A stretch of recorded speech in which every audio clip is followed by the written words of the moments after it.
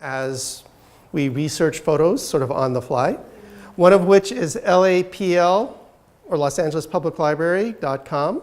So if you could all type that in and bring up the website, lapl.com. It's .org? Okay, lapl.org, I'm sorry.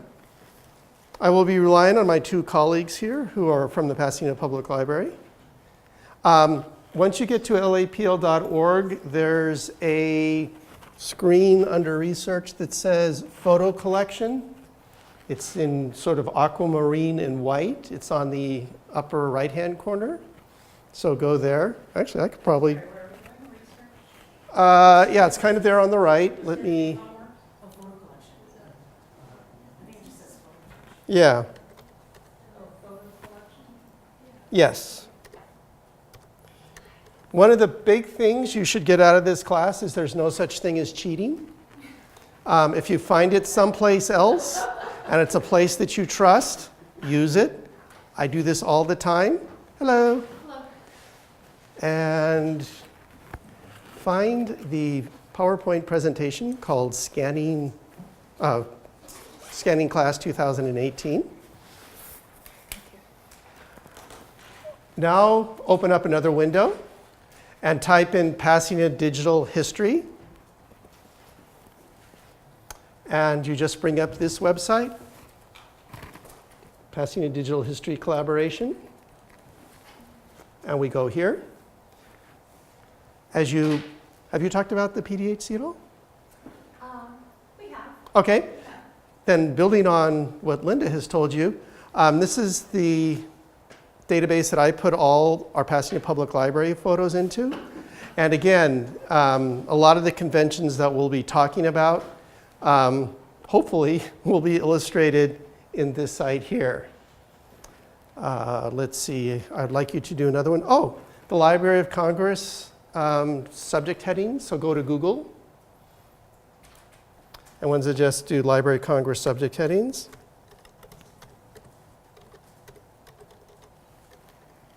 And if you type well.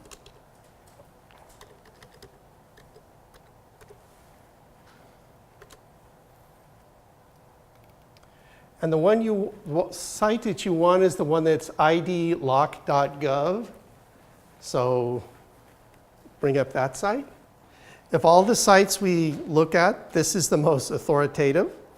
It's also, rather surprisingly, the one that's most difficult to use. Basically, on the PDHC website, if it's a Library of Congress subject heading, you can use it. And if it's not a Library of Congress subject heading, you can't. There's some variations on that, but all the alternate terms and narrower terms and broader terms and all that kind of stuff, you derive them all from here. So if you want to know, if you want to call it a house, a home, a dwelling, and you don't know which of those to choose, you go here to this website, and it tells you that the correct answer is architecture, comma, domestic, which makes no sense to anybody, but it's the one that everybody, well, everybody being the Library of Congress, says that we should all agree to. Let's see, do I have an extra flash drive? Does anyone have my PDHC? Oh, yep. On your laptop, please install Scanning Class 2018, the PowerPoint demonstration. While we are setting up, I'd like to know, we're going to go around the room, except for you two. I'd like to know your name and how much experience you have working in libraries and how much experience you have working with photographs. I won't go with you first because you have that deer in the headlights kind of expression. So I'll start with the lady behind the lady who had the deer in his flight. So your name, experience with libraries, and experience. It doesn't have to be like an 800-word essay, just 25 words or less. My name is Erica. Okay. I don't have any experience with libraries. I have experience with photographs. Okay, and what's that? As a photographer. Oh, very cool. Very nice. And? I'm Luz. I have some experience at the library. I work at Pasadena Central. I have done some research also in Mexico using libraries and archives and all these kind of things. And I also have helped work with photographs, and I've been in this class before. Okay, very cool. And we'll skip over you because you had your head down, so we'll go back to you. Suzanne, and I finished the library tech program, and I volunteered in libraries. And this last class was our first. What have you done in libraries? I volunteered at a public library. Okay. I did a huge variety of things, and also I volunteered at the elementary school library. Very cool. So you know children's literature. Books you can chew on. And my bachelor's degree is in child development. Oh, very nice. A little bit. Moving right along. I don't have library experience, but I was the archivist for an art gallery for several years in very New York a long time ago, but I was self-taught, so I know digital imaging, retouching, and was responsible for documenting and scanning artwork and sort of made up my own file naming. Oh, congratulations. But it was like a closed just for this gallery, and Right. now that gallery doesn't exist anymore, and it's been a long time. And that's the reason why. There is a rule. I took cataloging maybe 20 or 30 years ago, so I'm an authority on everything. But there is a rule that you can establish local subject headings for local institutions. So you don't, if it's not in the Library of Congress, you're not screwed. You can actually kind of make up your own, but there's a vocabulary and a nomenclature that allows you to do that. So if we make something up, we just have to first make sure that they haven't already come up with the answer someplace else. I'm Lisa. I have 1 year of experience working in a public library as a page. Okay. I'm an amateur photographer, like selfies, but that's about it. Okay, very cool. Which public library, by the way? County Los Angeles. Which one? Lago. Okay, welcome. And I think you have had time to catch your breath. Yeah, okay. My name is Maureen. I have very little experience in either libraries or working with photographs. Okay. Well, if you brought your brain, you'll do well. Basically, it's really simple. I'm getting ahead of myself. But I'm going to say this a billion times. Something can be either specific and something generic. And if you look at everything in a photograph and you assign the correct term to both the specific thing and the generic thing, you're basically done. So we can all go. But before, I still don't want to know who you are. I'm Doris. Hi, Doris. And I spent time in libraries and taking photographs, but I did not professional experience with that. Okay, very cool. Does everybody have a handy dandy handout? Did I give you one? Oh, sorry. I obviously neglected half of the audience. This might look authoritative, but it's not. When I was in cataloging class, there was a 3-volume how to catalog. I thought, well, everything is going to have to be in here. And it turned out that it wasn't. And then I took another cataloging class where there were this many books, and I thought everything must be in there. But it's not. So basically, these are principles, and you go from the principle to the specific thing that you have. Basically, what we're going to do here is I'm going to spend about 15 minutes basically talking at you, and then we're just going to look at a whole series of photographs, and then we'll look at possible subject headings that could go with them, and you will actually go online to see if your guess is correct. But first of all, why controlled vocabularies are important. And I've actually done this little lecture to supervisors.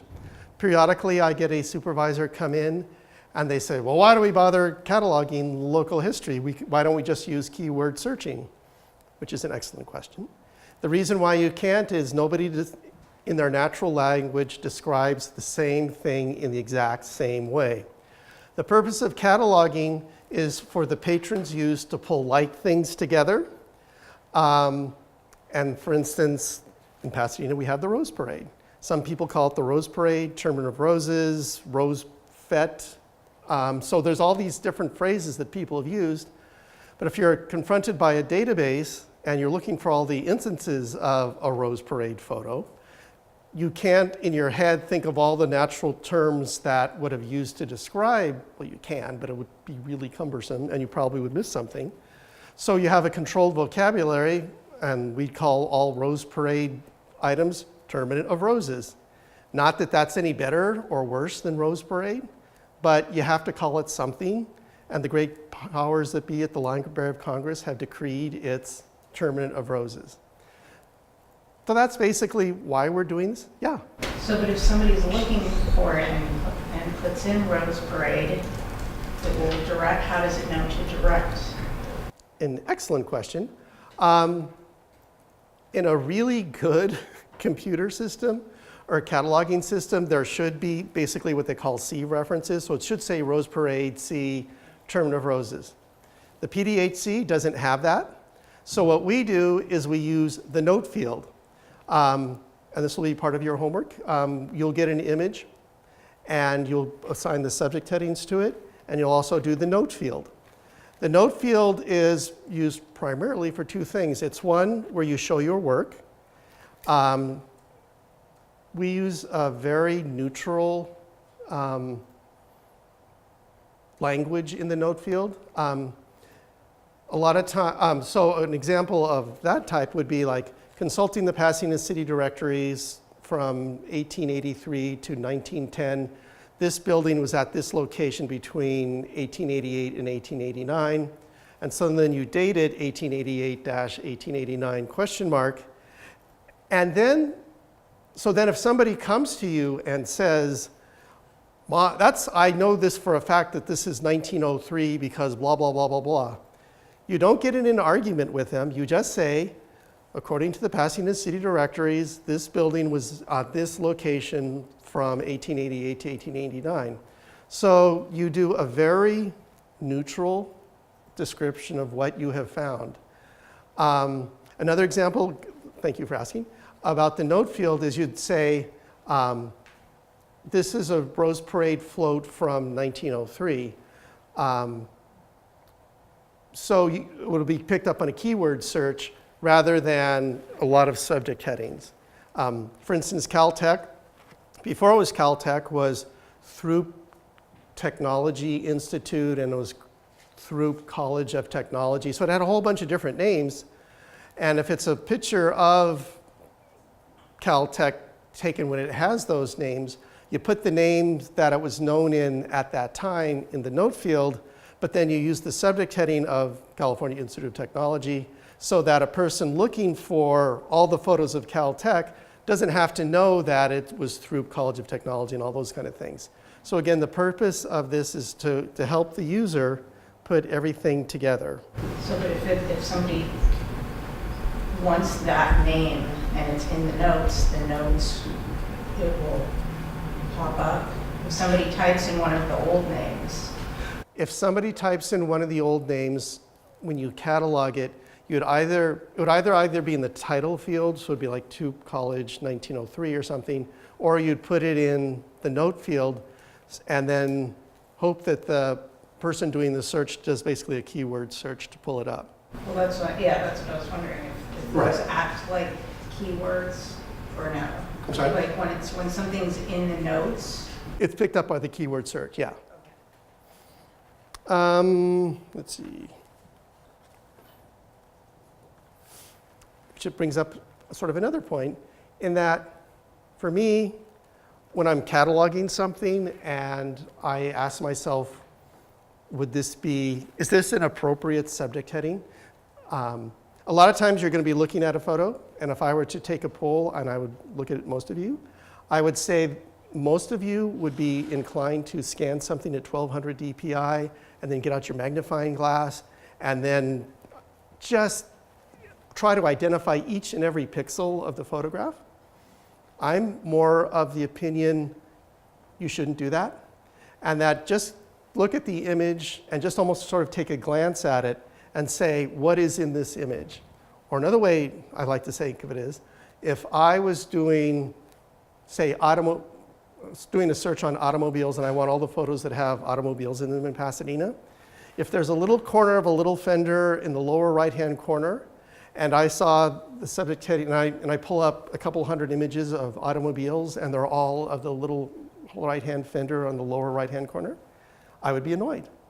So my view is, put yourself in the view of the patron, and think to yourself, if I got whatever your prospective subject heading is as a subject heading, would I be yay, or would I be huh? So go, of course, that really doesn't work because if your personality is to look for the tiniest pixel. But in general, try to step out of yourself a little bit if you're that kind of person. Again, we use the Library of Congress subject headings, not because they're inherently better than anything else, but the feeling was when we adopted the Library of Congress subject headings was that they're ones that people are most likely to be used to using. And it was totally understandable that your art gallery used their own nomenclature because the only people who would ever use it would be the only ones making questions from it. But since we are working for a wider group of audience members than just the people who work there, then you should have some standard to base your opinions on. And I actually have worked at museums where they just had their own. And the other thing is that another cataloging teacher once told me, if you only have like 5 books in your collection, you can basically put them in any order because it really doesn't matter because you can see all 5 of them. The problem becomes when you start getting 5, 10, 20,000 images, or even a couple hundred, then you just can't keep it in your head. You put all the ones that have a red in them over there or something like that. And that's basically it. So we use a controlled vocabulary. We use Library of Congress subject headings. We use something specific and something generic. Like a photo of the Colorado Street Bridge is a picture of the Colorado Street Bridge, and it's also a bridge. Ooh, you read my mind. You are a bunch of students, and specifically each one of you has a name, and that there's a specific nomenclature for doing both of them. What I call the generic subject heading, again, we're talking Bridges, California, Pasadena. So the nomenclature is the name of the thing, the state, and then the city. The format for this is derived from the good old days of card catalogs. So the idea is that you would have all the bridges together, and then you would divide them by geography. So it's bridges, and then the next subdivision down. If we're doing a worldwide catalog, it probably should be United States, but since Library of Congress was here in this country, it's bridges, then California, then the city. So California, bridges, Lancaster would be before Bridges, California, Pasadena. So it's the most generic form. So you put the like things together. Then it goes by geography. So it's thing, geography, more specific geography. The other way is if it's something specific. In this case, the Colorado Street Bridge. In that case, you start with the name of the specific thing because it's the specific thing that you're interested in. So it's Colorado Street Bridge, open parentheses, California, or Pasadena, California. And CALIF was actually the old postal code for California before it was CA.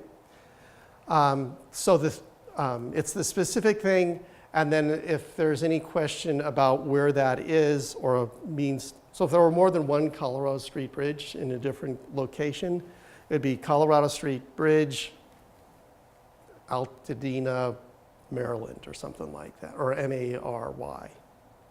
So basically, as you look at a photo and you think about what is the generic subject heading, you go to the Library of Congress.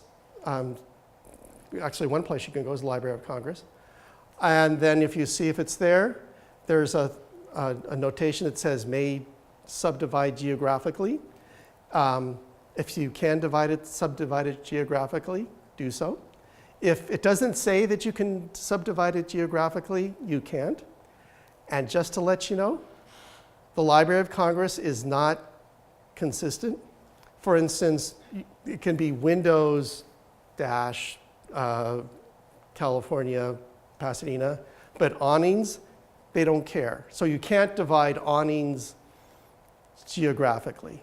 And I've never been able to quite figure out what was going through their mind, because you'd think that an awning and a door is basically something you have on a house. But they don't care. So having said that, let's begin to look at some photos. Let me go, master of technology that I am. Slideshow from beginning. Yay.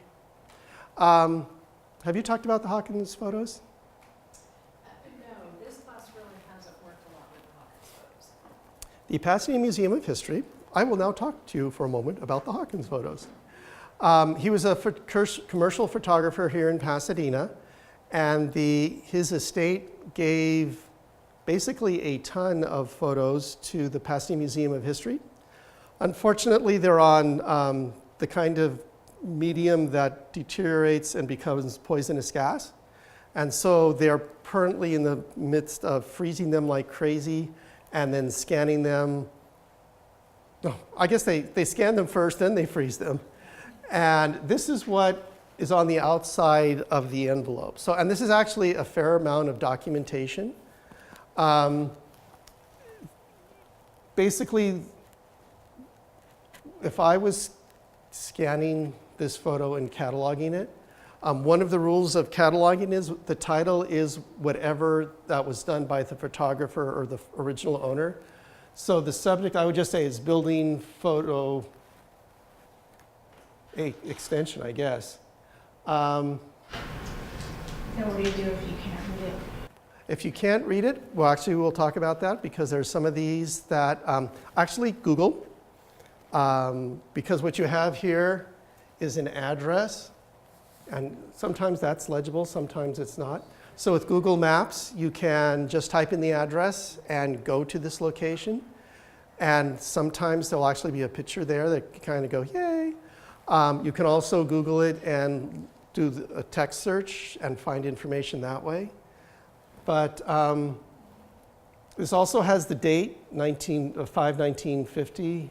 It has, again, a view, and the Boys and Girls AIDS Society. Actually, why don't you do that?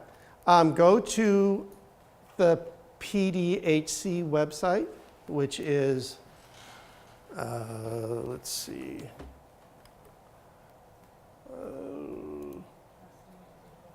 This one. What was here was let's see, what was it? Just type in AIDS Society.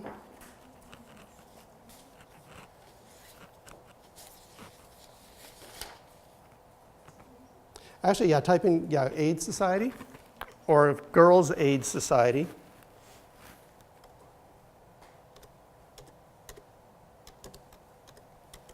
Oops.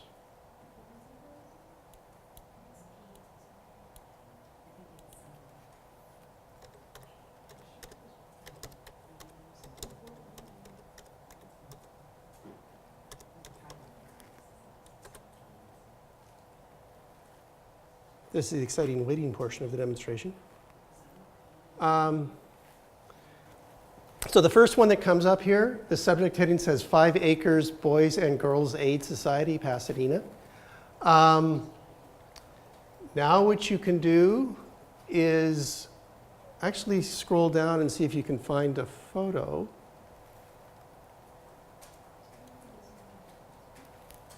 We have also newspaper articles in here.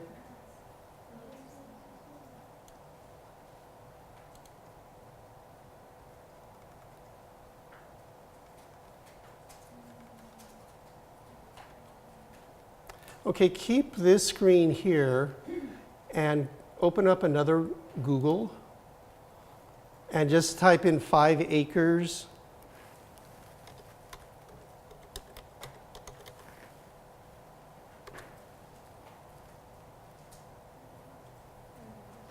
Okay, so you get a screen that looks like this. This would be if you're wanting to, the screen we have from the Hawkins is just Boys and Girls Aid Society, and we do our online search, and it's called 5 Acres Boys and Girls Aid Society. So the question is this 5 acres the same thing as the Boys and Girls Aid Society? Okay. The answer is on the screen right now. Can you point out to me what would lead you to believe that the Boys and Girls Aid Society that was, yeah. It's the address. Very good. So the address is 760 Mountain View Road, and here the address is 760 West Mountain View. So very good. So again, you're kind of skeptical. I mean, because it wasn't the same title. But once you find a piece that collaborates, you're good to go. Very good. If we go back to the PowerPoint, and this is the photo that we are cataloging. It's a nice confirmation that this photo looks incredibly like that one. So, yay! Now, without looking at the PDHC website, which we will in a moment, just looking at that photo, what are the significant elements of that photo that you think are worthy of being given a subject heading? Just look at the photo, and what's the first thing you see when you look at the photo? Well, you see a building, right? Actually, let them answer. I'm sorry. This is the image that was inside that envelope. And so you've been given the job of cataloging that photo. So, okay, very good. What can you, okay, I was hoping you'd say something else.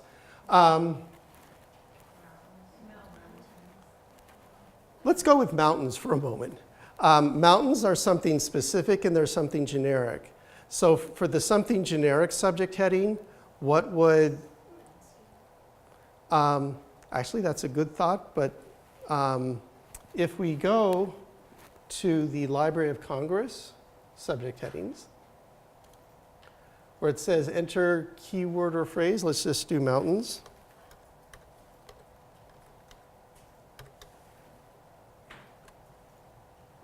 And mountains are a Library of Congress subject heading, so yay!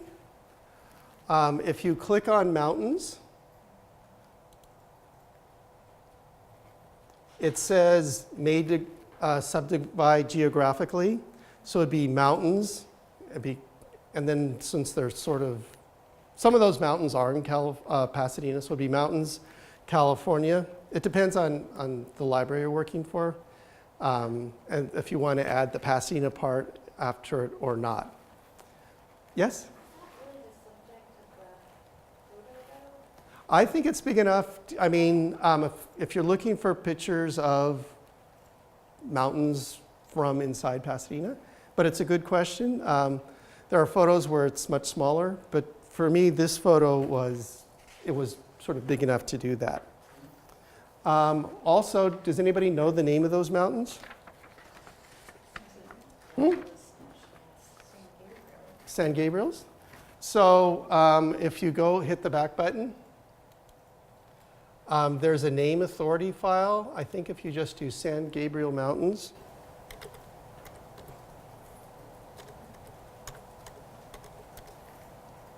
Oops. Always helps when you have the cursor in the right box. And would it matter if you put San Gabriel after mountains? It would. Or no? Does it make a difference? Whoops.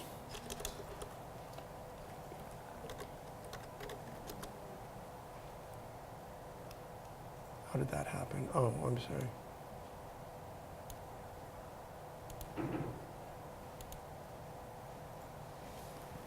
What did I do wrong?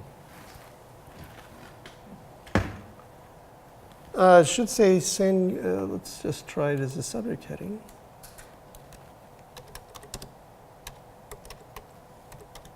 I do this a lot on the work anyway, so.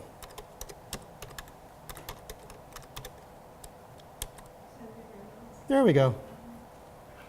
Must have spelled it wrong.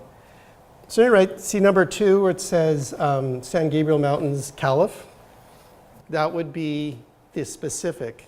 And whoever did this at Library of Congress, because the San Gabriel Mountains encompasses more than one city, they don't mention any cities at all.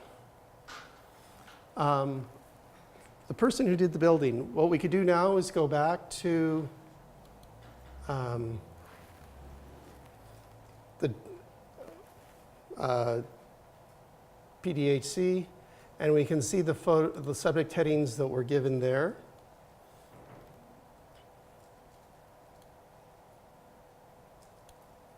We see the name, the specific name of 5 Acres Boys and Girls Aid Society, and that the generic thing, what they do there is foster children care, California, Pasadena. So if this is a home basically for kids who have been taken out of their home. So what is another name for foster homes is good. So what you would do to see if that is correct is go back to the Library of Congress subject headings here, and then just do foster homes. And I have no idea what this search is going to give me.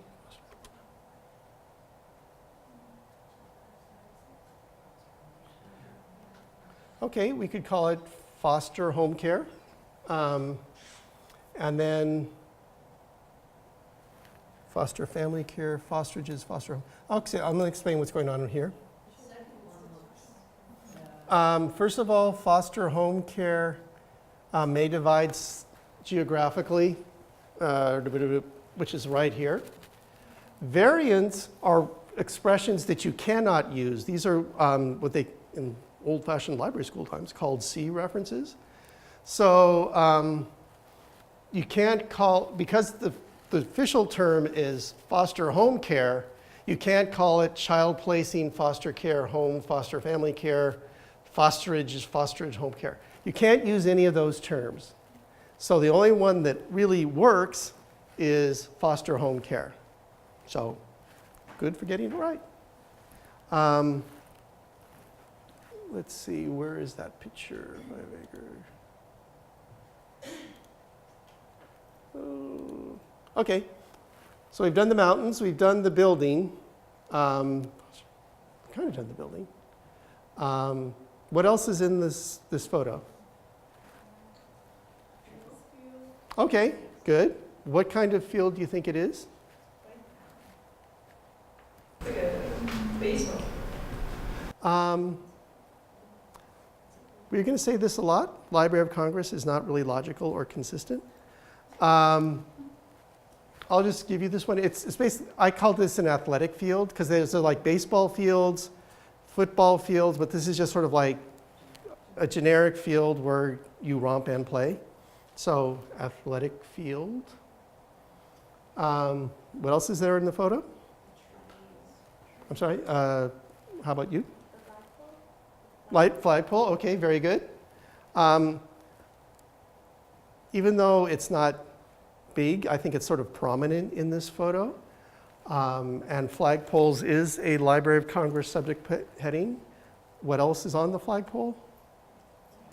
Flag, yes, so flags. I would, when I cataloged this, I did flags. I did one of these a couple years ago. Hey, Jan. Question. For the athletic field subject, can we use open spaces without? Open spaces are more like vacant lots. So, yeah, this is vacant lands are empty lots or scrub or, not developed land. This has been developed, so it's a something. Can we also use playground? Why don't you, let's go to, again, Library of Congress.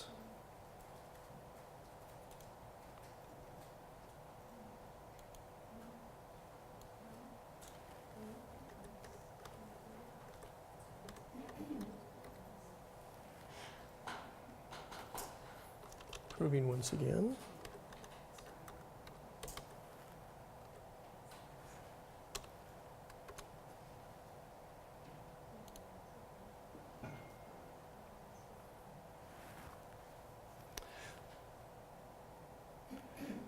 There's two things about this.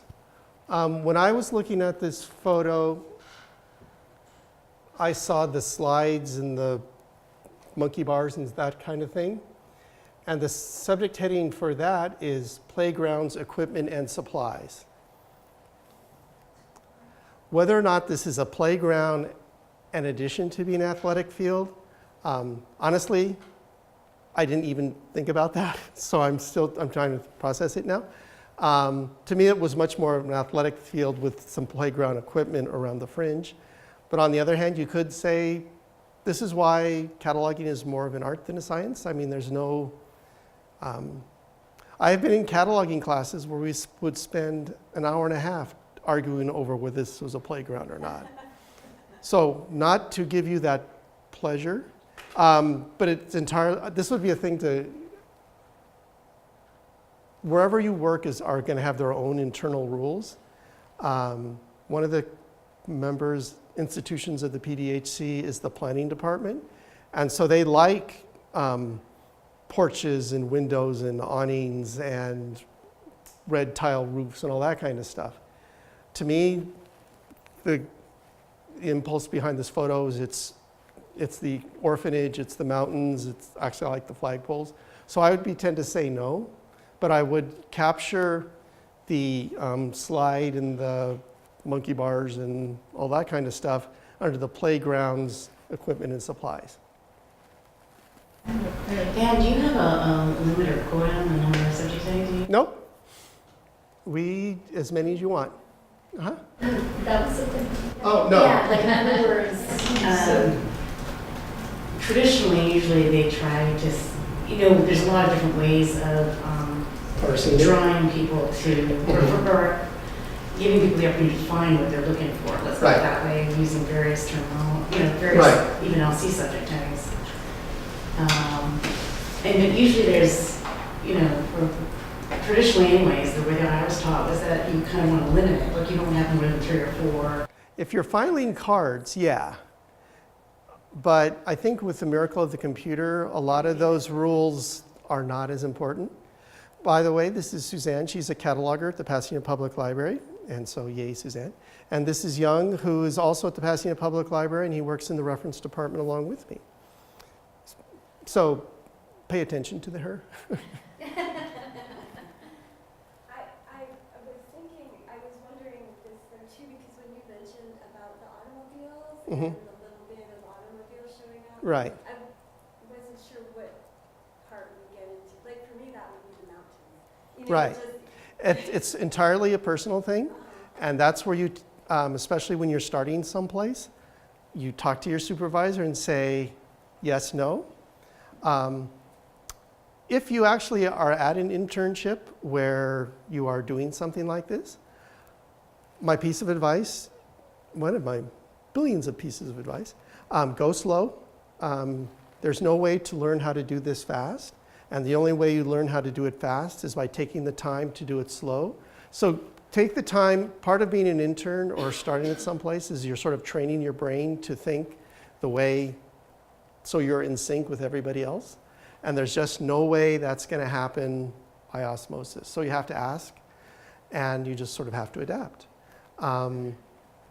Yes? I was going to say, isn't it sort of where you're working? Because if you're in Pasadena, Right. the things that are kind of like the architecture and the mountains, Right. like there are things that are very, very Pasadena-ish Right. with the bridge. You Right. know, like there's that's why it made me think the mountains, because that's sort of a big thing in Pasadena, to be able to see the mountains. So does it matter sort of where you're, I Yes, mean, when you precisely, said when yes. you ask, like that's why you ask, Right. But that's, So you're putting yourself in the view of the people who are likely to use your database.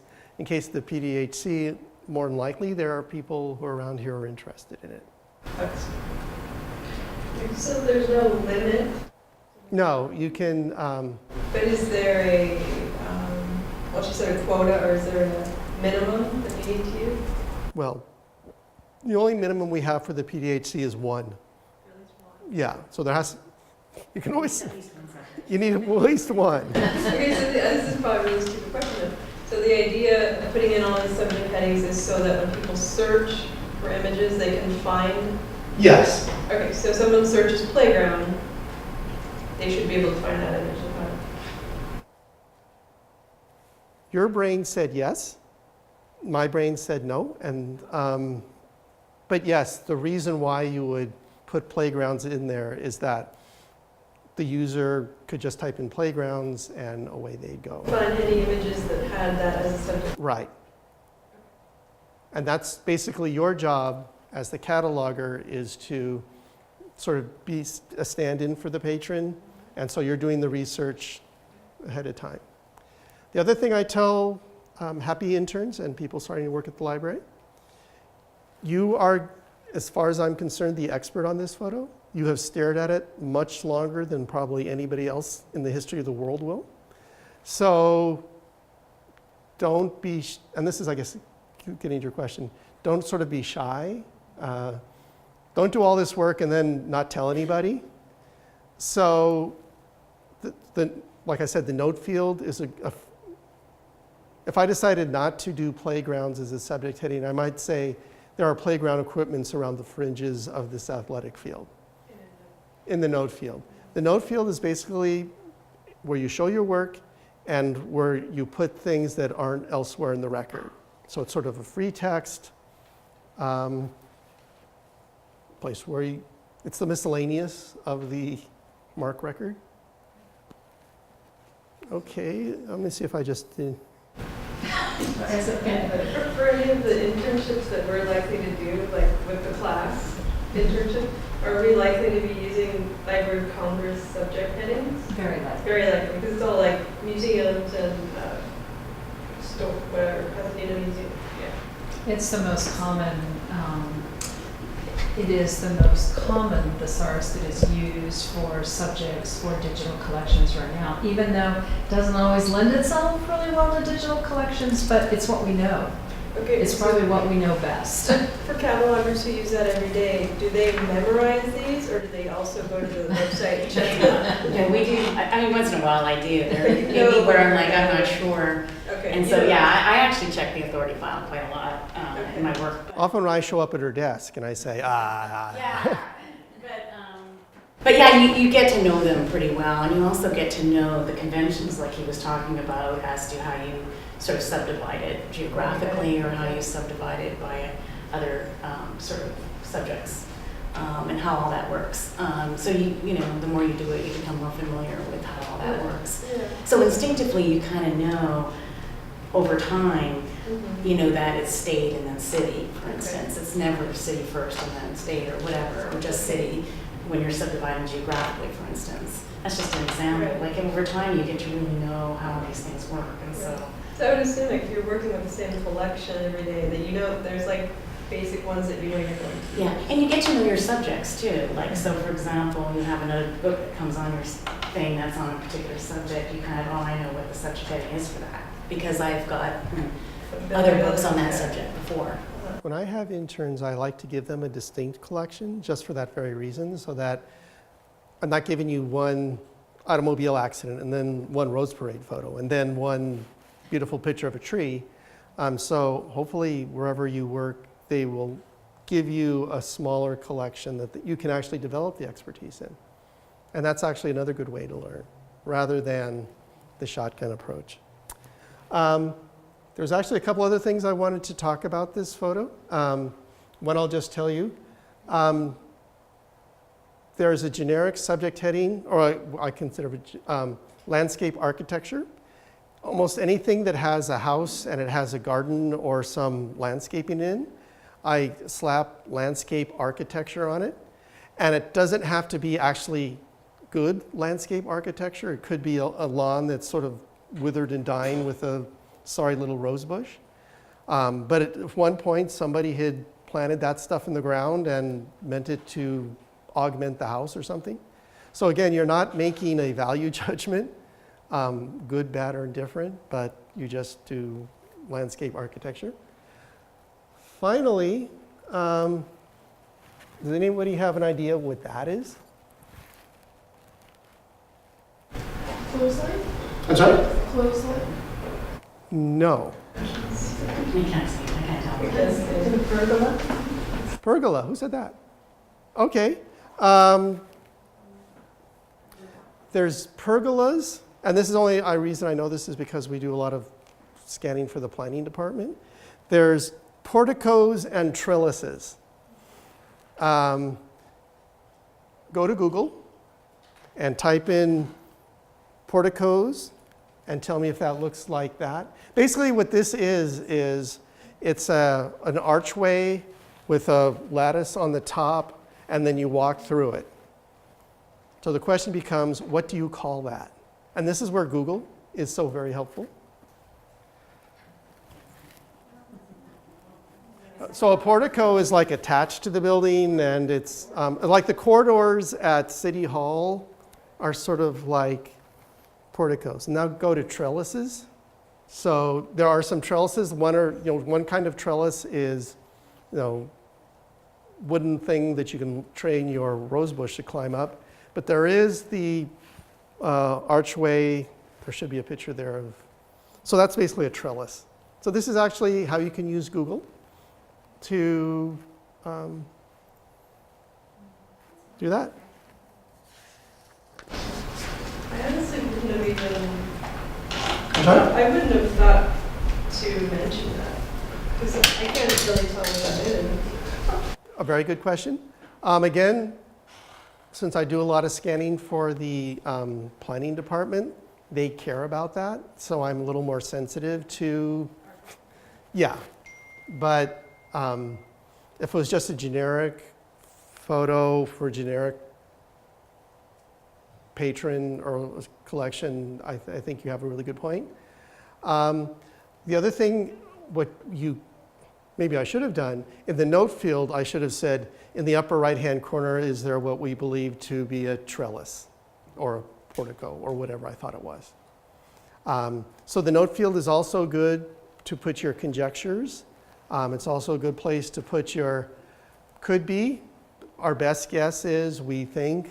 So just make sure you signpost it with some kind of conditional. But yeah, that's a good point. So if you have something that you think could or could not be in there, you can put it in the note field. Yes? I looked at trees, Oh, very good. I forgot all about trees. but then that gets super, super specific and can be done geographically. So I'm just That's like, a- would you just stop at trees? I think according to the Library of Congress, trees can be subdivided geographically. But on the other hand, again, it depends on your library. If you're with a botanical library, they'd want to know maybe pine tree, elm tree, fuzzy green thing. For the PDHC, I'm basically just trees, and I'm happy to call it trees. Yeah? How long normally would you spend on a photograph? Because I mean, you could start like looking at so many details, or maybe you wanted to go into Google and start looking at, okay, I want more specific information. How much time is So I would just take like a top. And that could be very easily. I mean, like the three most prominent, or not three, but pick a a number, and the most prominent things in the photo is what I would count. Could you It really depends on who you're working for. mention everything else, you know, Right, and, that you think is in the picture? To me, actually, also sometimes what I do is almost like I take a look and I would say in this photo, trees are about 20% of the photo. So trees is worthy of inclusion. The athletic field is like half of it, so that would be a definite. The mountains are maybe 5%, maybe 10%. So that's kind of a yes for me. So if you're kind of looking for but on the other hand, super big divot or whatever that is, that would take a sort of a long time to find a term for it. And at the end of the day, it's basically gouged out lawn. There is actually, come to think of it, a subject heading called turf management that you could, but again, in that case, that would rely on the user knowing that turf management was the subject heading for taking care of a lawn, and then having them assume that I think this is, I've looked at the original of this, and I think this is like a baseball field, so this is like first base, second base. There might be one there. Of course, there's one there, and then home is there. So it could be just the way the lawn's being used. so who's the average user of Pasadena Digital History Collection? Basically, people are interested in Pasadena. We get, it's an informed general public, I would say. Also, we get people, students looking for photos that they can download, and we encourage that anybody, there's a download button right there, so. Do you have any general sense of who? Yeah. Roughly, when we look at Google statistics, about 25% of our user population is from outside of this geographic area, so that we know that there is strong interest right here within the local community. We do get, based on anecdotal information from teachers and from students, as Dan mentioned, we do know that we're getting people that want to download those images. And by and large, they're happy with the JPEG images. We get some people that want a full resolution image. And frequently those come from businesses. Because they want to display it in their business? Right. Or interior designers. Right, but right now the description that we're providing is for a general audience. But your questions, a lot of your questions kind of get back to who are you creating the image for, and who are you describing it for? Because their needs can be very different. Right, I would think that's like the main thing that. Like if you know planners Right. are using the picture, Right, it's gonna be you might different. describe it differently. than- Yeah. So if it's students or the general public, maybe they don't care about trees, specific trees, but they care about that building. Right. Yeah, so knowing who your audience is, like who are these photos for, who's going to be looking for them, who's going to be, will be important in terms of determining how to describe, or how best to describe them. But since, like you said, it's for general population, you do want to cover sort of everything in a way. But I'm always thinking, even in cataloging, if I was looking for this book, Right. if I was looking for this picture, because I remember seeing it long ago. I remember the mountains. I remember there was this building. I remember there was a field. Right. And so those are the things that you're going to want to put in, so Right. that people will find it that way. Oh, that took an hour.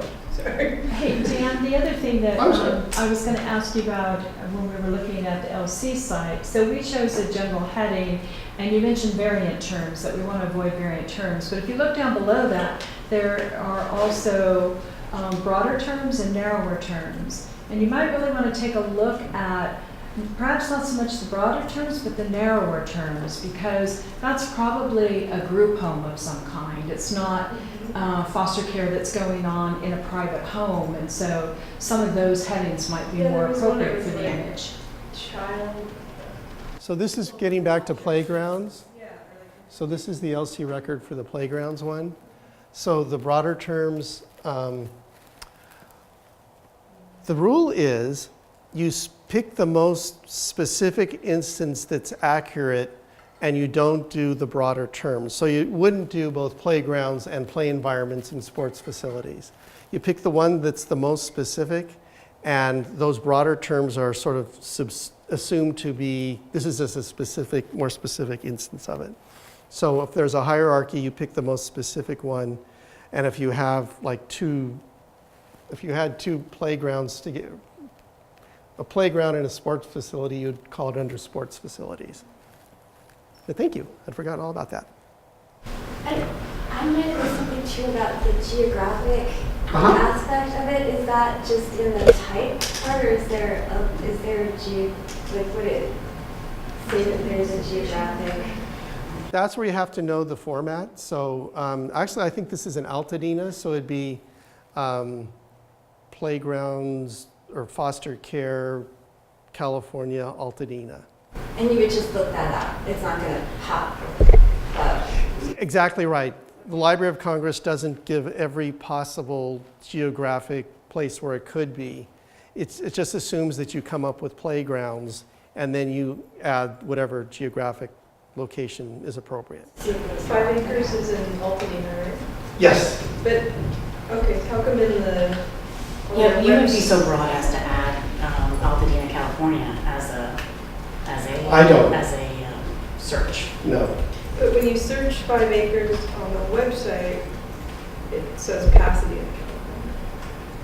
The reason why I did that, at one point, 5 Acres had a headquarters in Pasadena, even though their facility was there in Altadena. And so I went with where the headquarters was, not where that specific thing was. Hopefully,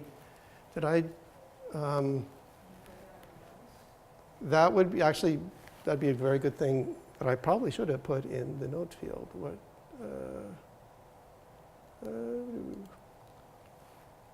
yep, I didn't do that. So for here, I went with where I probably, now that I'm looking at this record, so thank you for pointing that out. One of the things I like is that I can change all these records when I find mistakes. But in this case, since the photo is of the actual building and the building is in Altadena, I probably should have done calif.altadena and California dash, Altadena, calif. Yeah, I should have done that. Good point. Yes, I'm sorry. How do you know which things have divided geographically? That is, At the same may, I think it said somewhere may divide geographically. yeah, basically that's just this sentence right here. And if it's not here, you can't. Okay, and why does it say may? Because it's saying it's your, the cataloger, have the choice of using it or not. You may, not like it might. Yes, you are, is the subject of that sentence, not the cosmos. No. You may use it, but they're not going to force you to use it. I'm sorry, on the other screen where you had 5 acres as a subject heading, Yes.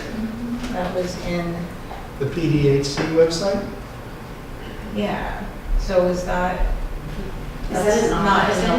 I'm sorry? The 5 acres, Boys and Girls and Aid Society, did you find that in the Library of Congress? No, this is one I made up. And I went to the website, and we have some of their literature. Some of these newspaper articles here in the PDHC. So you basically, so this is a newspaper article that talks and hopefully calls it the 5 Acres Boys and Girls Aid Society. So you basically, that's a very good question. We have Pasadena City directories and phone books, which we often regard as authoritative. We'd go to their website and there's almost always a history of and then you use that as a source. Quite confusingly, the Library of Congress has two rules that can be mutually exclusive. If you have to come up with the names for something that's had a name change over time, we talked about this with Caltech. On one hand, you're supposed to use the name that the institution is commonly known as.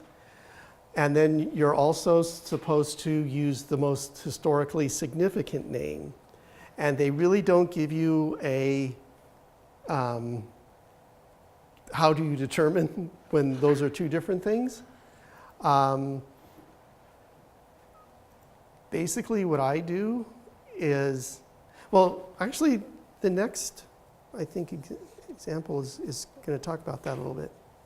Nope, it's not going to. In general, the most commonly known name is also the most recent name, because most people who are going to be using the database will know it as 5 acres.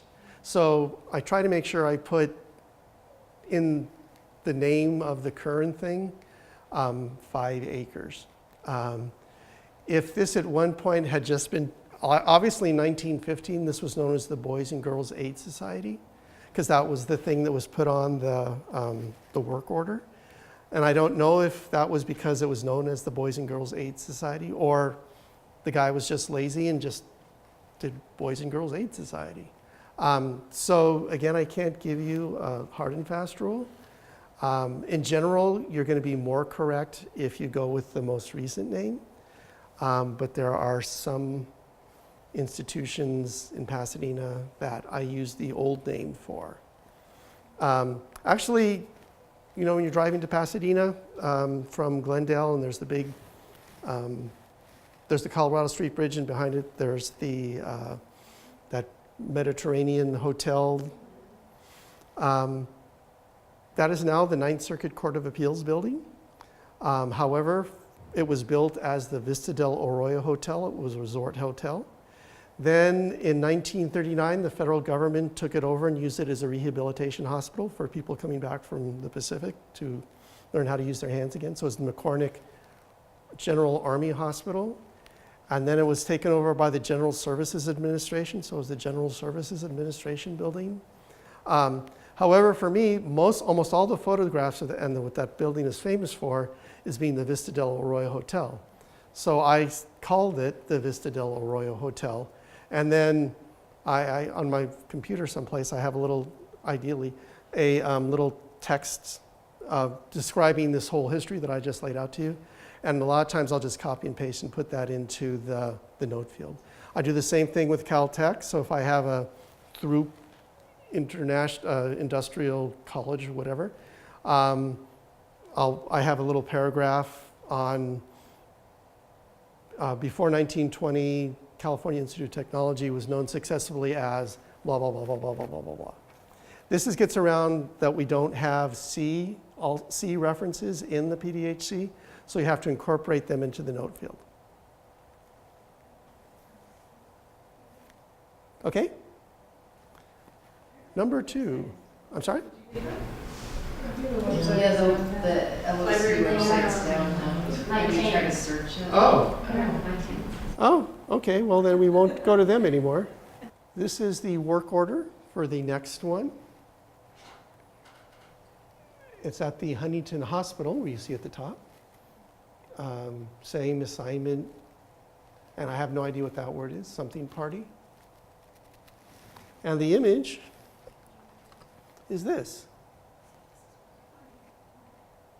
Okay, look, again, what's the first thing that springs out at you about this photo? I'm sorry? Okay, nurses. Nurses, actually, since Elsie is down, I can speak with a much more authority right now. Nurses works. And it's a generic thing, so it's nurses, California, Pasadena. What else? Somebody say nurses' uniforms? Nursing, Pasadena, California. Let me do with nurses' uniforms first. Again, Library of Congress is not consistent. There's like police uniforms, but there's not nurses' uniforms. So sometimes you have to use two subject headings to get the same concept. So there's a subject heading for uniforms, and there's a subject heading for nurses. But you can't put them together, but you can put them on the same record. So if somebody does just types it in nurses' uniforms, the answer will come up. But we can't, because nursing or nurses' uniforms isn't a subject heading, we can't use it. Okay, what else? Could you use women uniform or women uniforms or women? Only one of them's wearing a uniform. Yes. Really? Okay. Somebody said women, right? Yeah. Okay, so we do women. We've done nurses. We've done nurses' uniforms. What else? Also hats. Okay. There is a subject heading for women's hats. There's also one for women's clothing. And again, And you have to add the building, right? actually, why don't we keep looking at the woman? What else does she have on her that people might be interested if they're interested in women's fashion? Shoes. Okay, there's women's shoes. Now that's actually the one I have a question mark on that, because first of all, you really can't see the detail too well, and that we'd have to have the scan.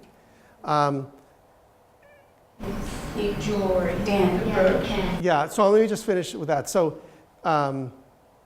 another thing, and this was a bad thought, was that they're really kind of blah shoes. But they are, it's valuable to take note of the fact that they're shoes, even if they're not great shoes. Those are nursing shoes. The nurse is wearing. I don't think there's a nurse's. You can do nurses' clothing. Clothing is a subdivision. Right.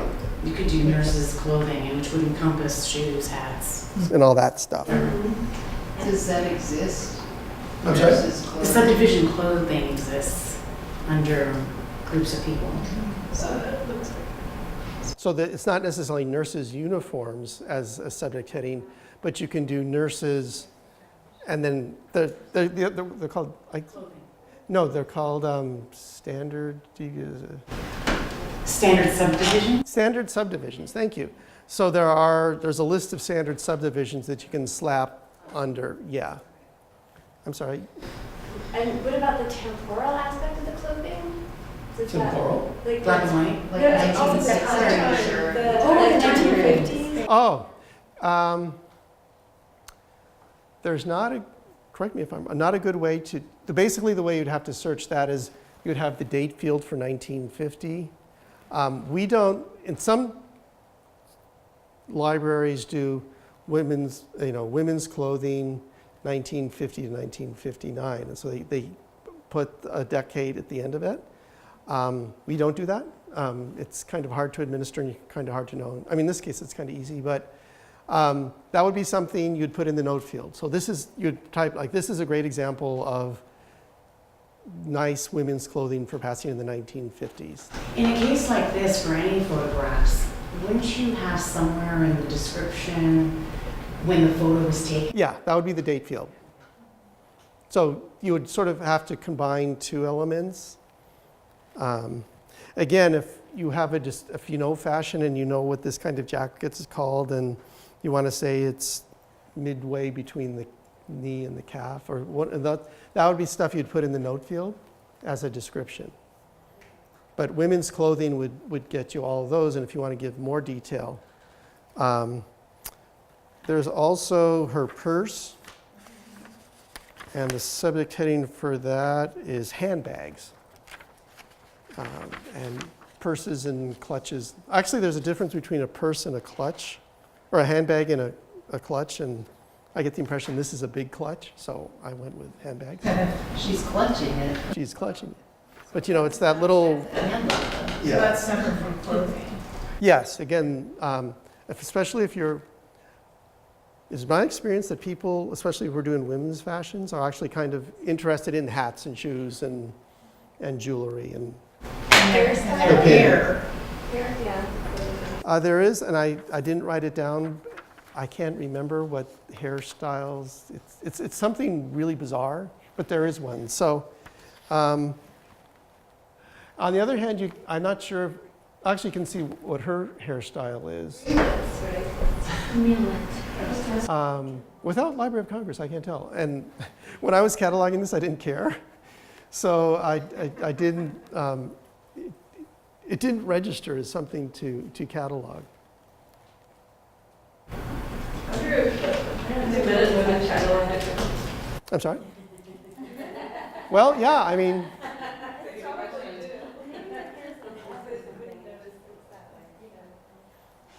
I think it takes some training, I think, or, to some extent, to look at a picture like this and notice, right. Like, for example, you notice the mountain, I can't see the mountains, but, but, you know what I mean? Like, in other words, to have an eye for, well, that's what I said. It takes, I mean, when you start doing this, it's going to take you like half an hour, 45 minutes to do a photo, and it just is gonna.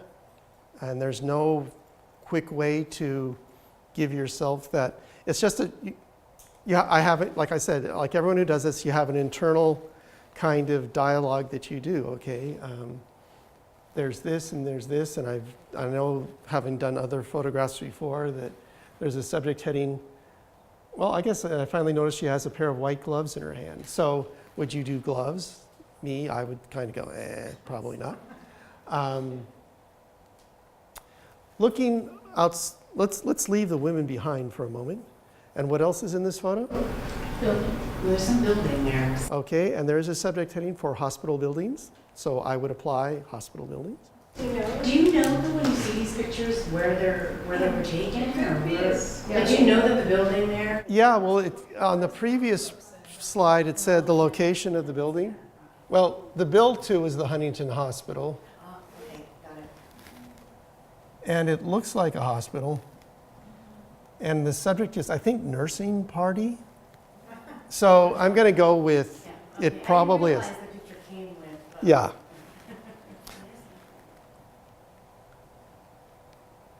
So you would probably do the Huntington Hospital? sorry? You would do the Huntington Hospital as a subject? Yes. And I think the Huntington Hospital is in Library of Congress. If Library of Congress were here, I believe it's Huntington.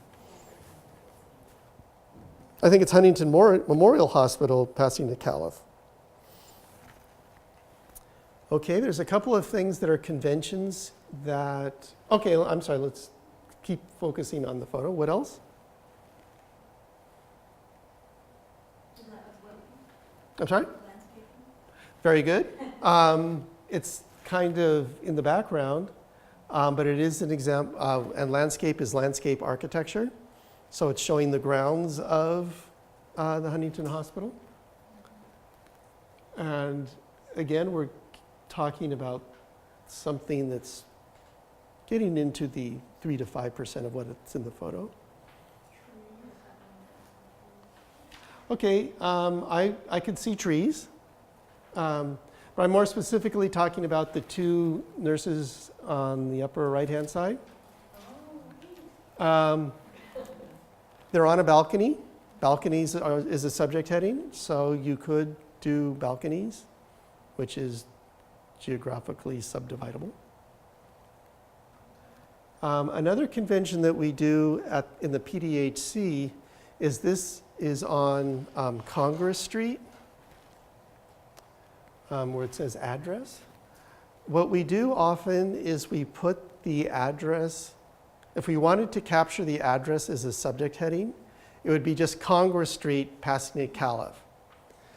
So that, the thought behind that is if somebody wants to see all the images of every building that's on Congress Street, they can pull it up, Congress Street, Pasadena, Calif. If they want, but the subject heading does not encompass a specific address. So in the note field, we would do 100 Congress Avenue, I think.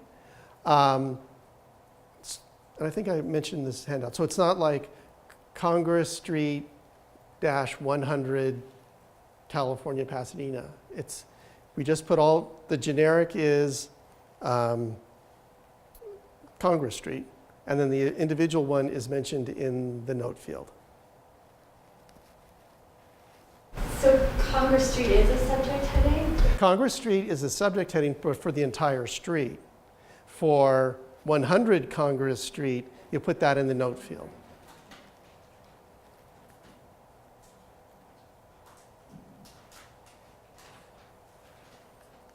Okay, I think we've...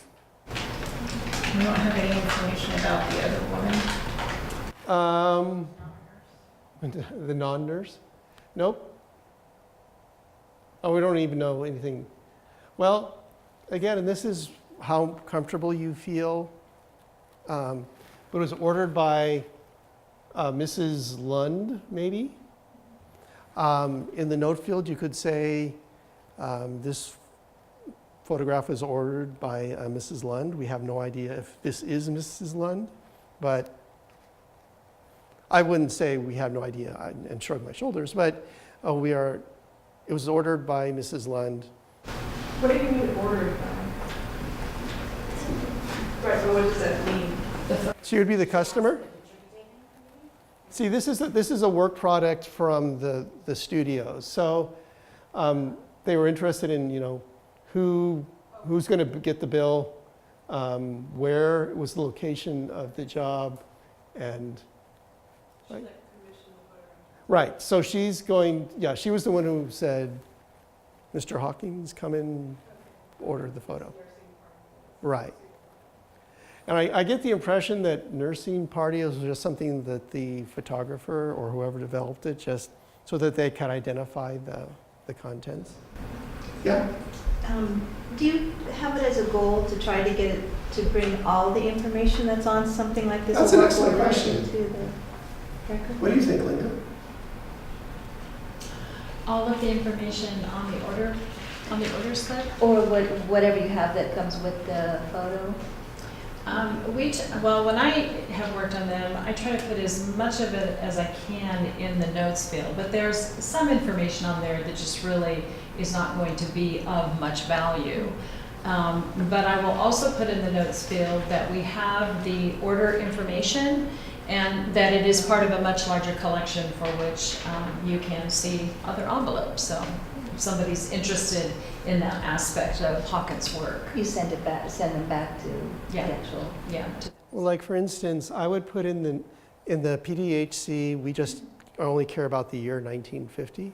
But in the note field, I would definitely say this picture was taken for 1950.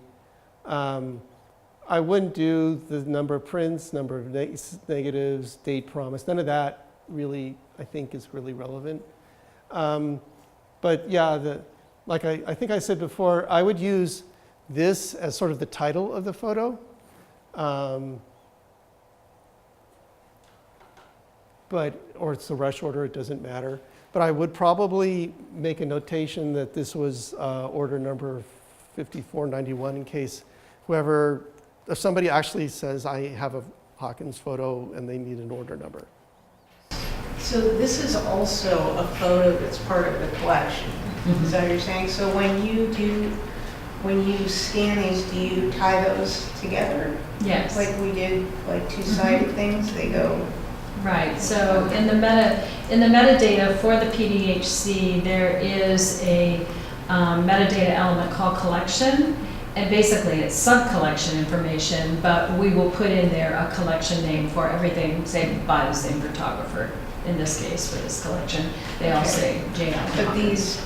this photo, the photo of this and the photo of the actual nurses. No, we don't. Yeah, we don't so do that. I photographed this for use in this class, but that has not been part of the scanning process. Is to scan the envelope in addition to what in some cases are negatives and in some cases are prints. We have mixed. Okay, so you don't necessarily. No, we don't scan We're that. not worried about seeing Right.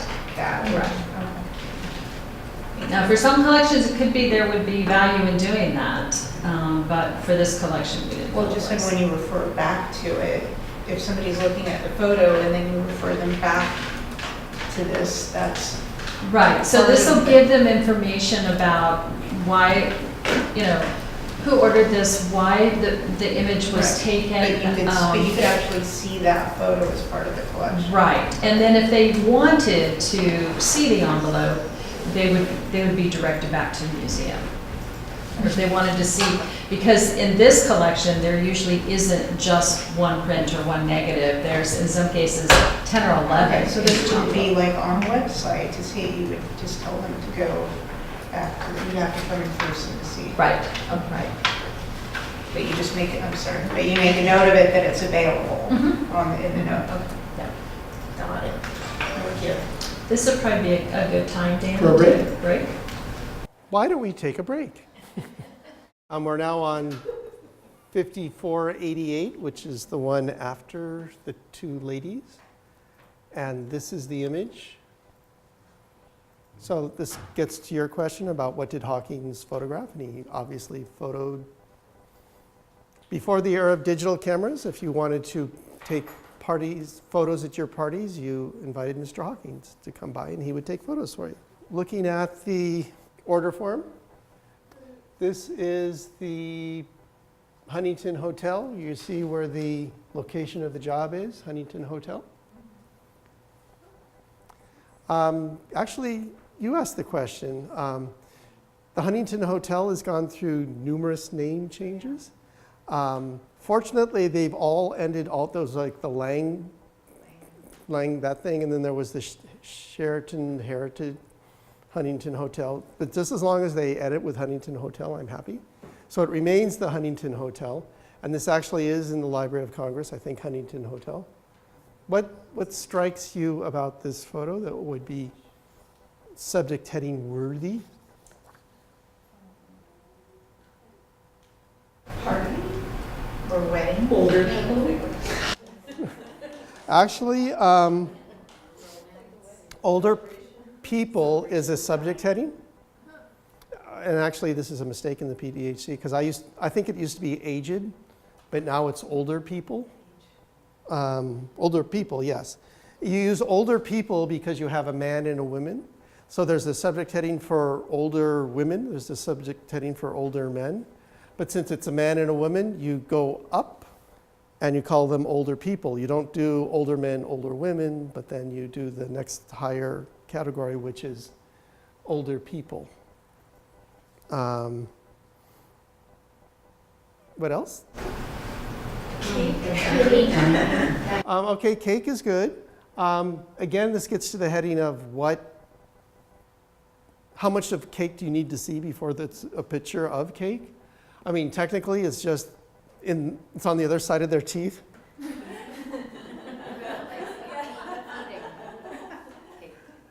And it could be pie. No, I'm pretty sure it's cake. I can also tell, I think, well, actually, that might be pie.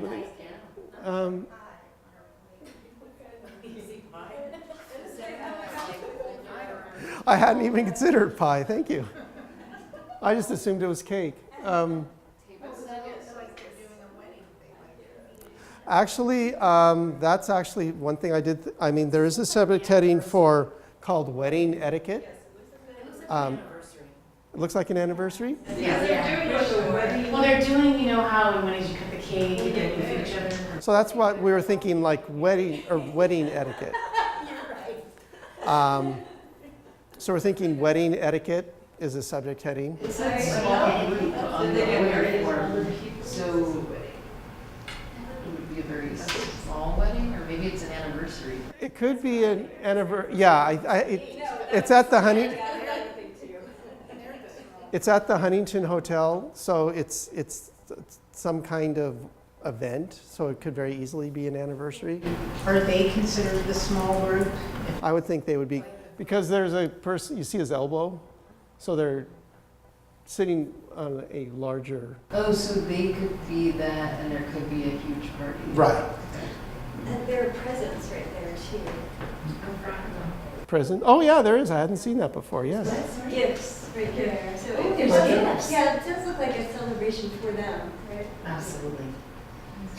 Not seeing. Is there an older people relationship or romance? Actually, I just thought of this as I came in. I don't know is the Library of Congress working? Yes. Is there married couples or married persons or married? There's one where it's brother term, there is marriage, custom, and rights. Well, we're now focusing on whether or not they're a married couple. Yeah, Or because there's also another one, You can say married anniversaries. people.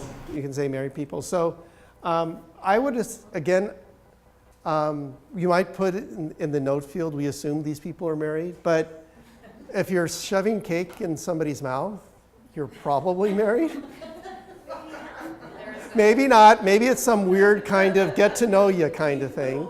Older people, yes. Older couples? It has newlyweds and remarried people. Since we're not sure if they're married. 5488 could be. doesn't- Again, I'm gonna go with they're probably married. It's probably. I mean, it's It's just gotta be an anniversary. right. I can't see, you can't see their left hand. No, you don't. They don't. Yeah, their wedding rings are cleverly concealed. When was the picture taken? I think this is another 1950. I think all these are 1950. Oops. Yeah, 1950, yeah. 4/3/1950. Okay, looking past the cake and the couple, what else is in this photo? Table, chairs. I'm sorry, what did you say? Okay, and very good. There is a Library of Congress term for this, and it's tableware. So tableware encompasses this, and all this is considered tableware according to Library of Congress. Do you have dining ware or not dining? There's a subject heading called diners and dining. They are dining, and they're before and after the cake, they presumably were dining. What else? That type of chair is a very specific, like, Rattan. Regency, like, Actually, I didn't research that out. I don't know if rattan chairs are or bamboo. And the wood very paneling. specific, like, LA style from It looks like wood paneling too. That would be if it has a name. I would actually put that more in the note field. That's a good observation.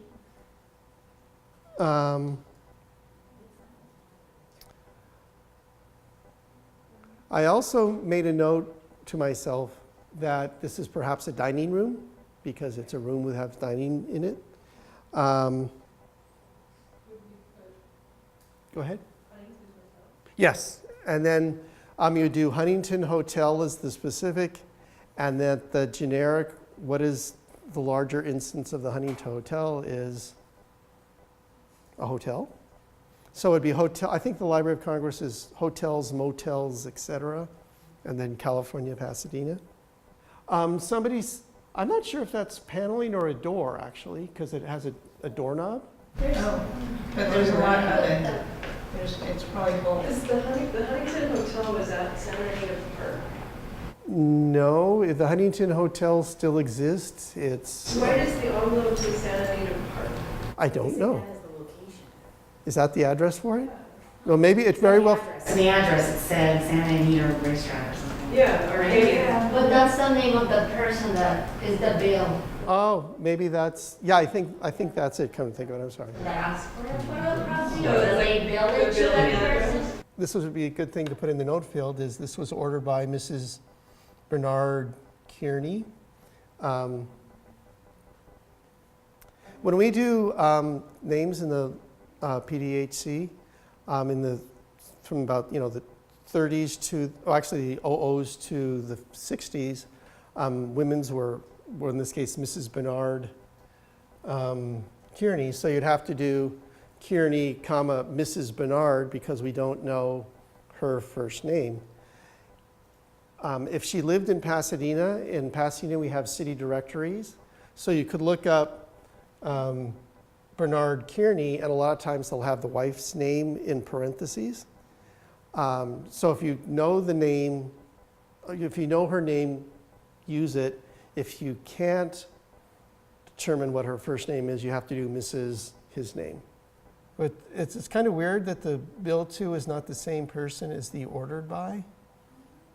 So in this case, I would put that in the note field, and it said this was ordered by Mrs. whatever her name is, and then it was paid for by Mrs. her other name. And we don't know which of these people, if any, are the person in the... People like at a venue will hire, Right, so this is what this is. Right, and this is... and maybe that person works at Santa Anita Park. Or, yeah, that could very well be. Maybe it was the name of a development or something, yeah. Yes? And I just want to double check when you say, okay, you put Huntington Hotel, Pasadena, California, as it is here, and then you put the broader term hotels Yes, as a separate subject heading. in California? Yeah, Hotels California, Pasadena. Pasadena, okay. California, yeah, you did. Hotels, California, Pasadena.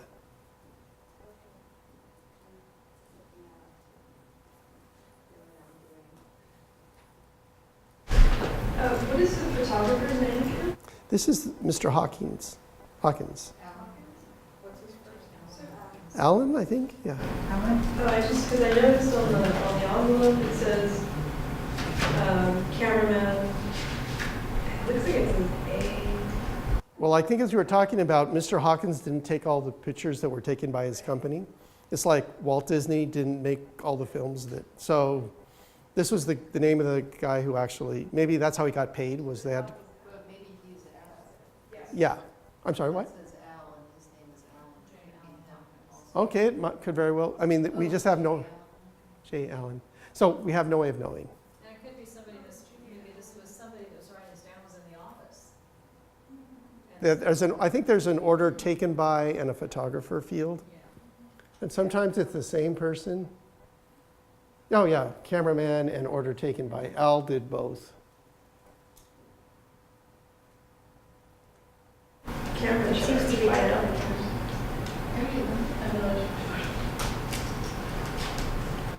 That's pretty much all I had for this one. Does anybody?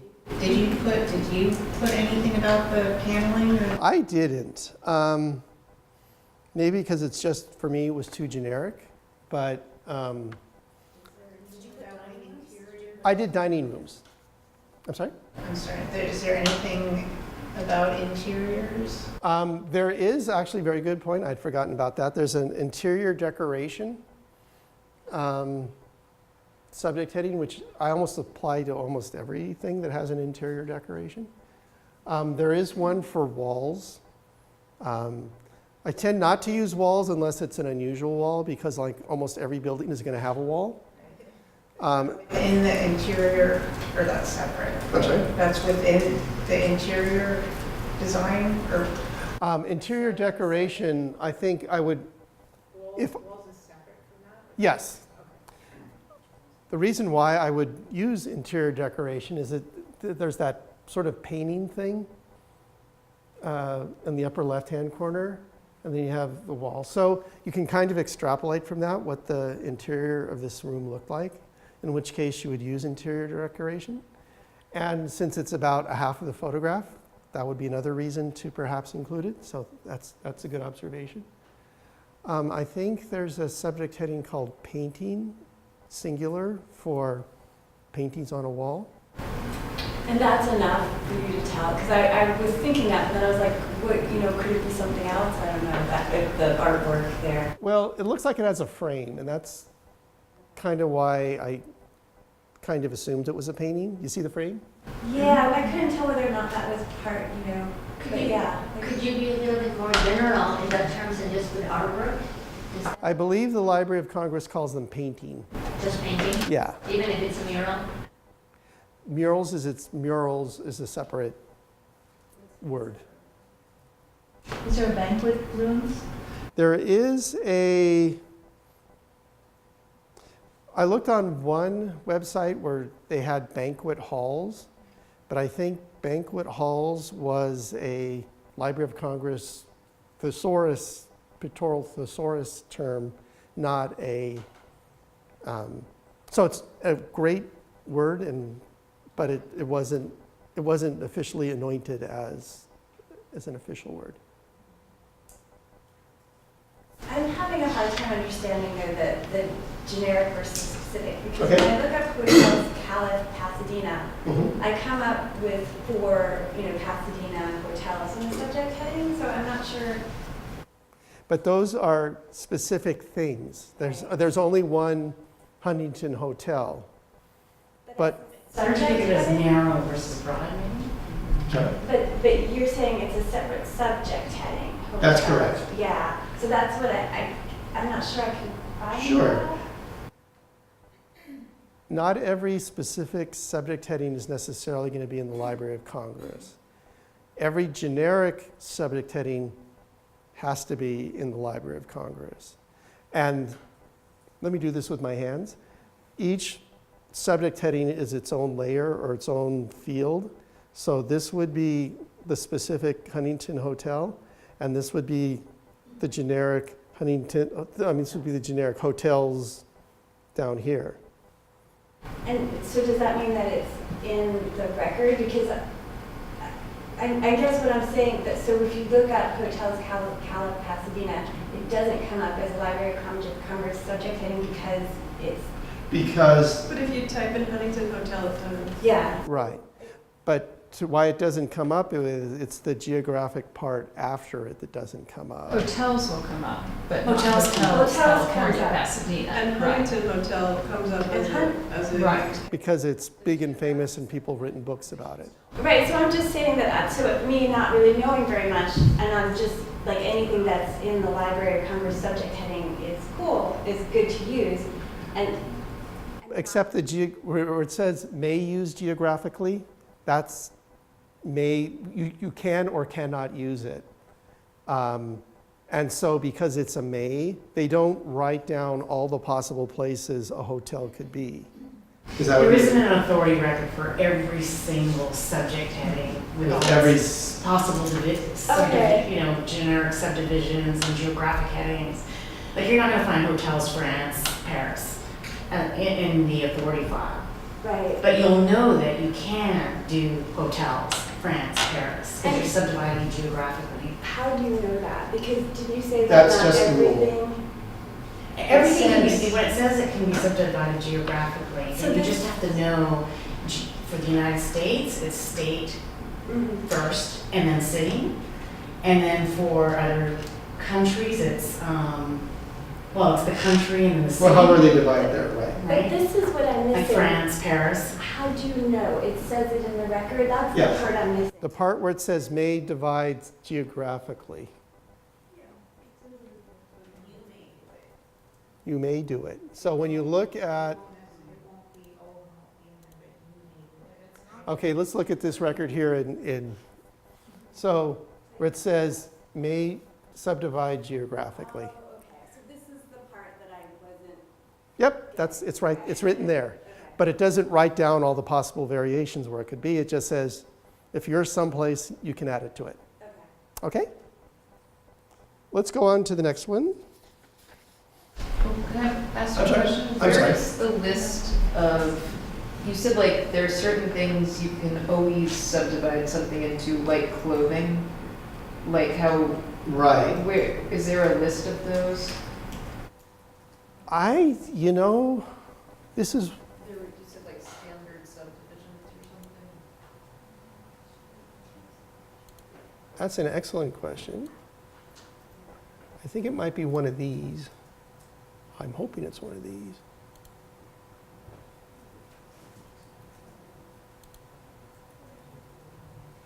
Here's the thesaurus for graphic materials, which is marked geographical regions.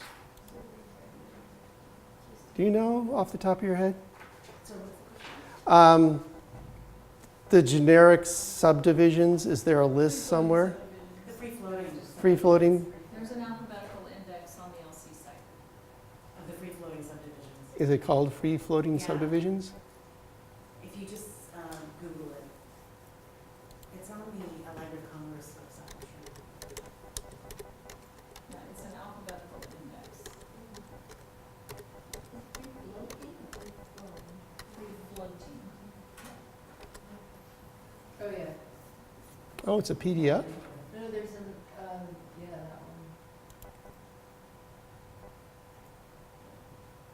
Oh, okay.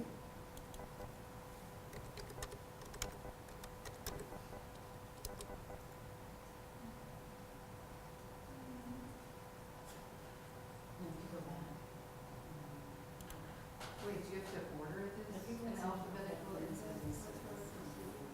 It's part of the cataloger's desktop, which is something that you would have to buy.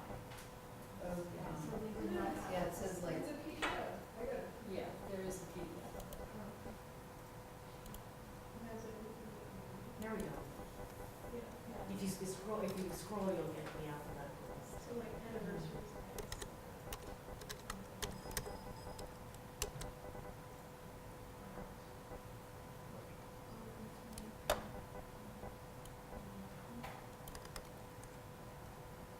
So clothing is not for free floating subdivision.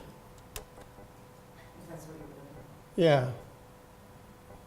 Okay, awards, barrier-free Free design. floating means under any subject. Dust control.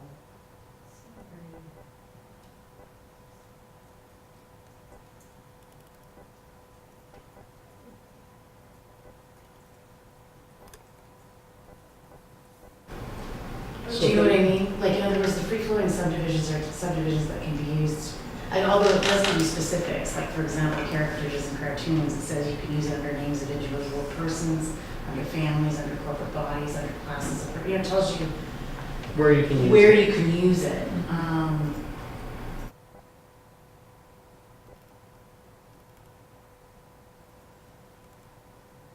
I guess you can check to see.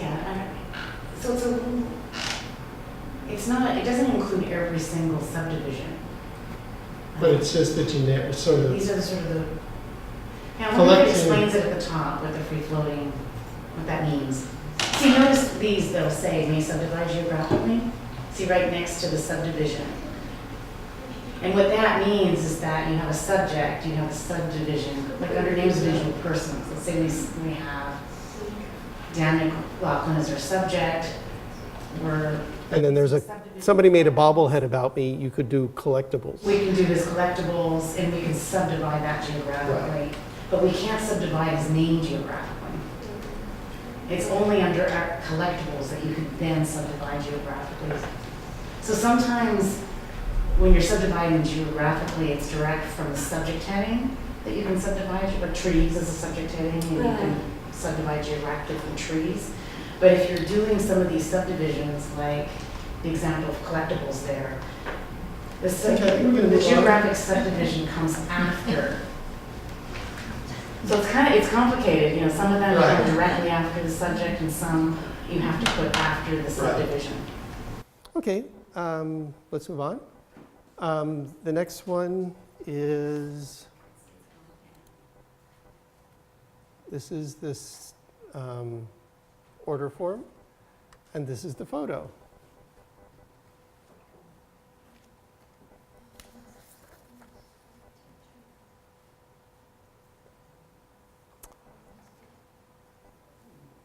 Why don't, going back to the order form, where is this house?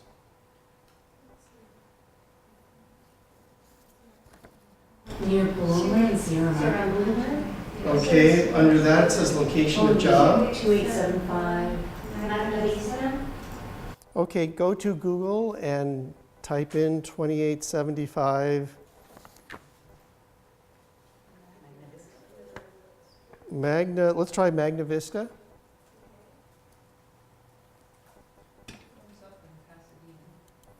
Okay, let me do the same thing.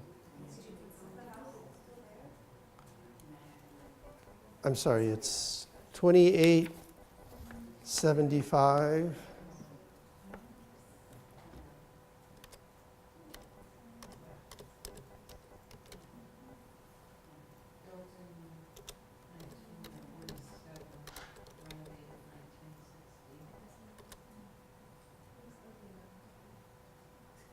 Okay, so this is what you guys got? and look at the photo of the house. Do you think it's the same house? Okay, so that's a nice confirmation. And actually, on Google Maps, it says it's near Paloma and Sierra Madre, and it actually is near Sierra Madre and Paloma. So we're pretty much sure that's the right house.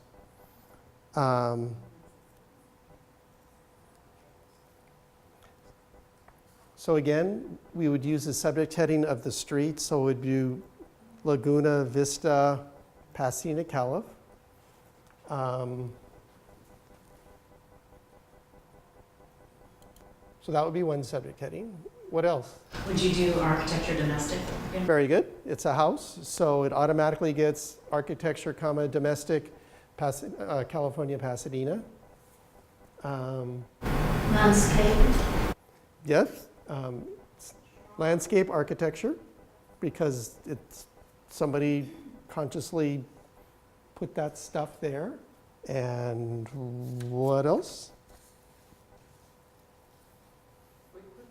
When you do Magna Vista, it then goes Pasadena, California. CALIF dot in the parentheses, yeah. So it goes small to big, but when you do architecture domestic, it then goes California, Pasadena. Yes, one is exactly right. One's big to small and one's small to big.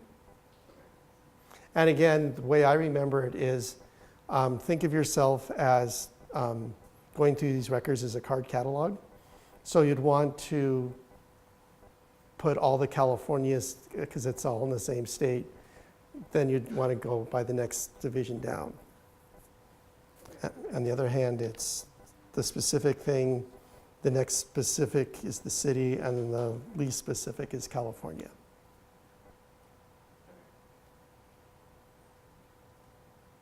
Okie dokie. So landscape this is mostly a discussion of what's too much detail and when can you call it quits. For instance, what else is in this photo? And I'm looking for obscure things at this point. Obscure. Yeah. Telephone poles? I have a volunteer. He will identify a telephone pole even if it's just like a pixel. So if you go to the PDHC website, we have a lot of, if you want to document all the landscapes in Pasadena that have, actually I call them electrical lines, poles and towers, electrical lines, California, Pasadena. And electrical lines, poles, and towers does not have a California, Pasadena after it, just because they don't. I tend to edit a lot of his electrical lines and poles and towers.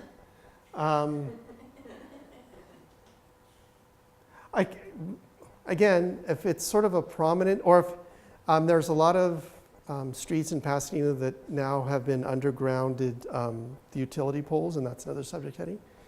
And it's really, it was ugly. And so you actually just see a lot of power lines coming down, and I kind of use it for that. Every instance, I don't do that. Okie dokie, what else? I missed the very beginning. Is there a residence? Yeah, that's architecture, comma, domestic. I'm sorry, I haven't heard. It's that little square that might be like the meter. Okay. If you knew who the residents were? Actually, let me deal with hers first. There is a like utility box.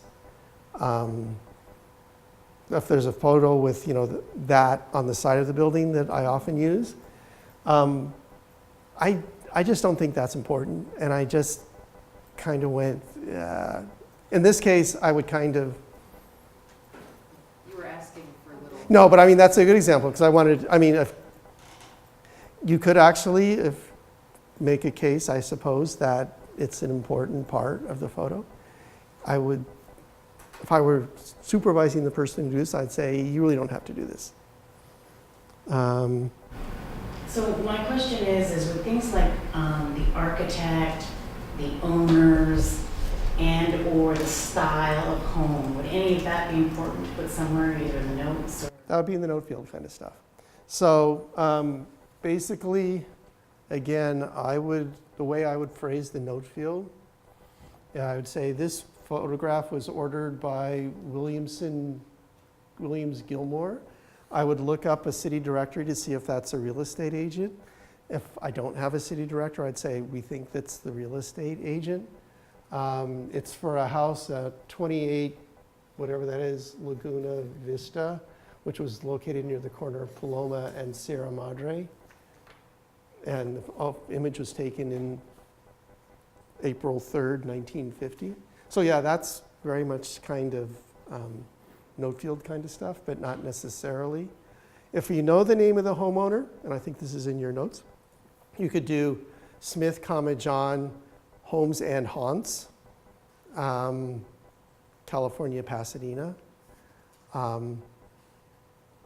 If it's a famous house and John Smith lived there, it could be the John Smith house. And again, I talk about some of the rules for that. The Library of Congress seems to have a rule that women can't have a house. So there's the Finn's Mansion, which is now the, they don't use the woman's name for the name of, like Gamble House is the David B. Gamble House officially. The Finn's Mansion, which is, you know the Pasadena Museum of History is on Orange Grove and Walnut. It's the white building. The lady whose name it's associated with is Ev Scott Finnis. Apparently, Mr. Finnis was a nonentity. He just, it was understood that it was her house, her money, and he was kind of like the guy who put it around in the garden. But when you look at the rules for names of houses, it's always a man's name. And so when we had to catalog the name of this house, it can't be the Eva Scott Finnis Mansion. However, if you want to include her name, what we came up with is it's Finnis, Eva Scott Homes and Haunts. So, and I don't know why women can't have a name of a house to them, but it seems to be you can't. And so you get around that by using her name and then the free-floating subdivision of Homes and Haunts. Remember we had this discussion. Yeah, and it's probably more just that there's been very few homes that have been owned by and also famous enough to warrant having. Well, no, there's the associated with it, no? Busch Gardens and his house. He died in 1903 and she lived till like 1935. Right, but he was probably the owner, right? Well, after he died, I assume she was. Yeah, I don't know. I'm just thinking that it's because it's sort of known by. The Winchester House, isn't that built out in there? I don't know. Oh, I don't know if there's a famous home that we know of. Where it's associated more like by a woman or a famous woman. But are you saying home and hearth or? Home and Haunts, Haunts. Do you know where we would create an actual heading for that house under the woman's name versus just the woman's name with the subdivision Homes and Haunts? Like the Gamble House, you give the example, it's his name. But I couldn't, it's just Winchester Mystery House. So they. Well, that's because it's that's what's less known as, about right? her name, Right. yeah, but it's a. Right. At any rate, I don't know why, but I've never, I think I've talked to a couple of catalogers and I'm pretty sure it's a rule. Like, I don't understand totally. if you mean like the actual subject heading where it's like one entity, they've never named it after a woman's name? That's correct. But when do new things get added to the subject headings? It's the great gods of the Library of Congress. People can submit, propose subject headings to be added to the Library of Congress file, authority file. So if you have a book, that it's a brand new book on a need or a new, completely new subject that's never existed before, or on a person that's never existed before, or on, and there's no real subject heading, then you can, that's sort of how it works, is some libraries are able to submit proposals to the Library of Congress website to. The Library of Congress they don't have like a master list that somebody is perpetually doing. They wait for something to get submitted, and then they work on it. It's not like it's a thesaurus that somebody is continually updating. It's more really much ad hoc. They get a book or they get an image, they catalog it, and then they fit it into the schema somehow. Well, and changes are made all the time. So, for example, if somebody changes their name, some famous person changes their name, they're going to go in and at least add the other name as an alternate or whatever, because it's in the news, or if somebody's died, they'll add their death date and stuff in the authority file. So it gets changed quite, often enough, What about when Prince was a symbol? That's a pain in the butt. That's a problem. The name formerly known as Prince. So that's kind of a workaround for, people who decide not to play with the rest of us linguistically. Okay, I'm sorry. Oh, There's a subject heading to neighborhoods, or is that like a weird? Okay, that's a very good question. One I actually hadn't considered. In the PDHC, where are we? Because Pasadena has a lot of historic districts, could you check and see if it would? That's an excellent point. If the building's in Northwest Pasadena, we make a note of that. So it's, again, building on knowing that people have often been interested in this type of thing. This particular building is pretty close to Hastings Ranch, so I would look up the boundaries of Hastings Ranch. The city actually has. So again, a region is a very legitimate subject heading, and this was in Hastings Ranch, or you could either call it West Pasadena or Hastings Ranch. So again, being aware of how people might ask for it, that's kind of fun. Yeah? If you're doing that, would you do the the context of that period or the current one? Because if you're talking about a picture of, 1800s, and it was in a different way. If this was in Hastings Ranch and it was just a vacant field without any, I would still apply it because people are interested in photos of Hastings Ranch.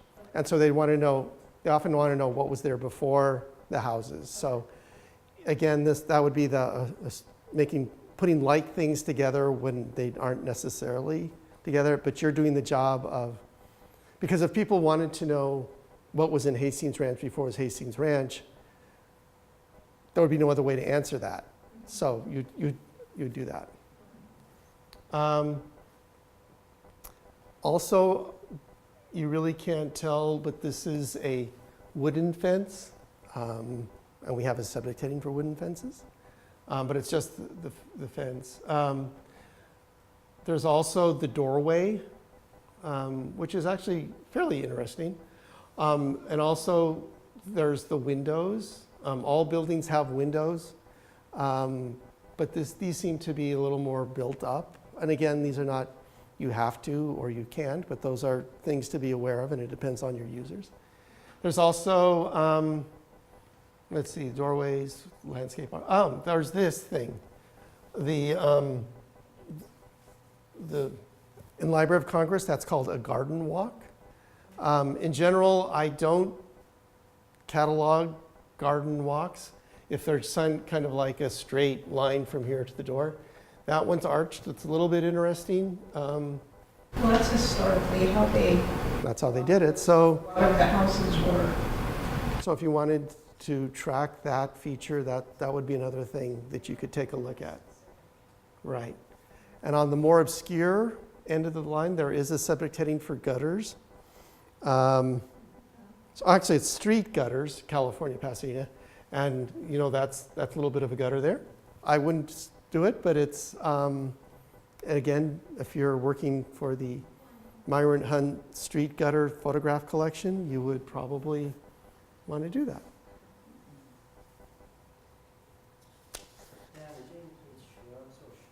I generally subsume that all under landscape architecture. Again, it depends on the library you're working for, but this is kind of a big shrub, little tree. I'm just going to call it landscape architecture. But, okay. Moving right along. There's the order form. And there are the stalwart youth of Elliott School. Now, if you were to Google Elliott School, Pasadena, you would find that it's now called Elliott Arts Magnet School or something. It has also been known over time as the Charles W. Elliott Middle School, Altadena, California. It's also been called the Charles W. Elliott Junior High School, Altadena, California. The fact that those two were put in the database is a mistake, and I should have picked one, and I didn't. On the other hand, the subject heading for this is, the Library of Congress subject heading is junior high school students, California, Altadena. So the Library of Congress has determined that junior high school is not middle school, it's junior high school. I suppose if I were to make a decision now, I'd say, well, if the Library of Congress calls them junior high schools, I'd probably call it Charles W. Elliott and take out the middle schools and make them all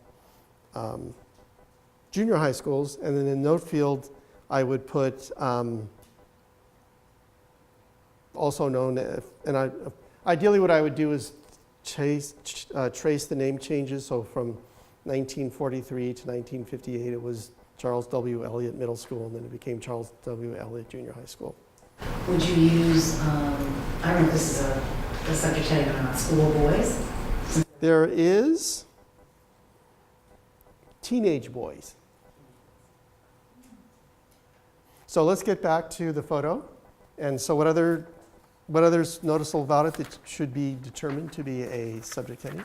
I've given you teenage boys. You can look at clothing. I'm sorry? Can you use clothing? Very good. I think the expression for that is boys' clothing. And I find it hard to believe that the guy in the white pants is in junior high school. I think he was held back, especially compared to the kid behind him. I mean, there's this guy and then there's that guy. And I'm not buying it that they're all both in junior high. They may not all be in the same grade, right? Well, 6 to 9. Yeah, I mean, he's a ninth grader who's maybe really at 11. Yeah, he's been there a couple years, I think is the implication. Yes, he's leader. I'm sorry? Oh, actually, very good. She suggested bleachers. The actual bleachers is a subject heading that's in the thesaurus, but it's not in the Library of Congress. But grandstands is in the Library of Congress, so grandstands. Would you also refer to sports? I'm sorry? Sports or something like that, because one of them has closed baseball. Oh, you mean the kid with the Letterman's jacket? No, there's a boy holding a baseball bat. Oh, baseball mitt. Are they a Looks like, baseball team? No. He doesn't I think it's like a boxing glove. No, I believe that's an old style baseball mitt. But the kid next to him is barefoot, so I don't think this is necessarily a team. Yeah. Sporting goods. Actually, it's clearly a candid. It's just like, excuse me, you in the back. Yeah, you. And the big guy should be in the back too, technically. I mean, if you're actually taking. No. Why? Yes. Take picture day, you weren't wearing shoes. Thank you very much. Now, if you knew the names of some of these kids, would that be just in a note? Or would you make them a subject heading? I would make each one a subject heading, because if you're looking for Joe No Shoes, and he's in other photos, you'd want to establish an authority. That you actually have a picture of them. Right, and that we have other pictures of him, and you never know what other pictures you're going to get. I don't have Elsie, and I think I would do the baseball mitt in a note field, because it's really not a baseball team. It's really not. But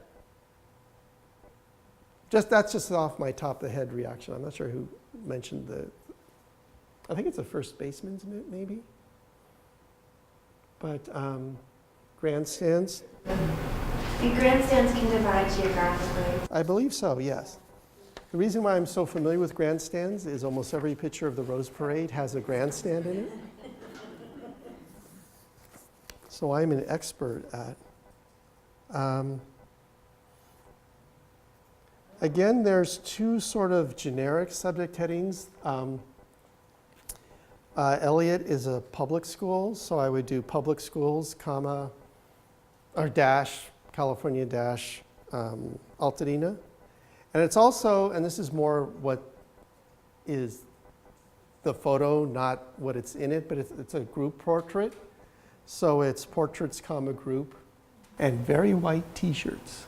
And going back to the boys' clothing subject heading, could we narrow that down by putting a date range, like 1950 to 59? Oh, we actually talked, that's a good question.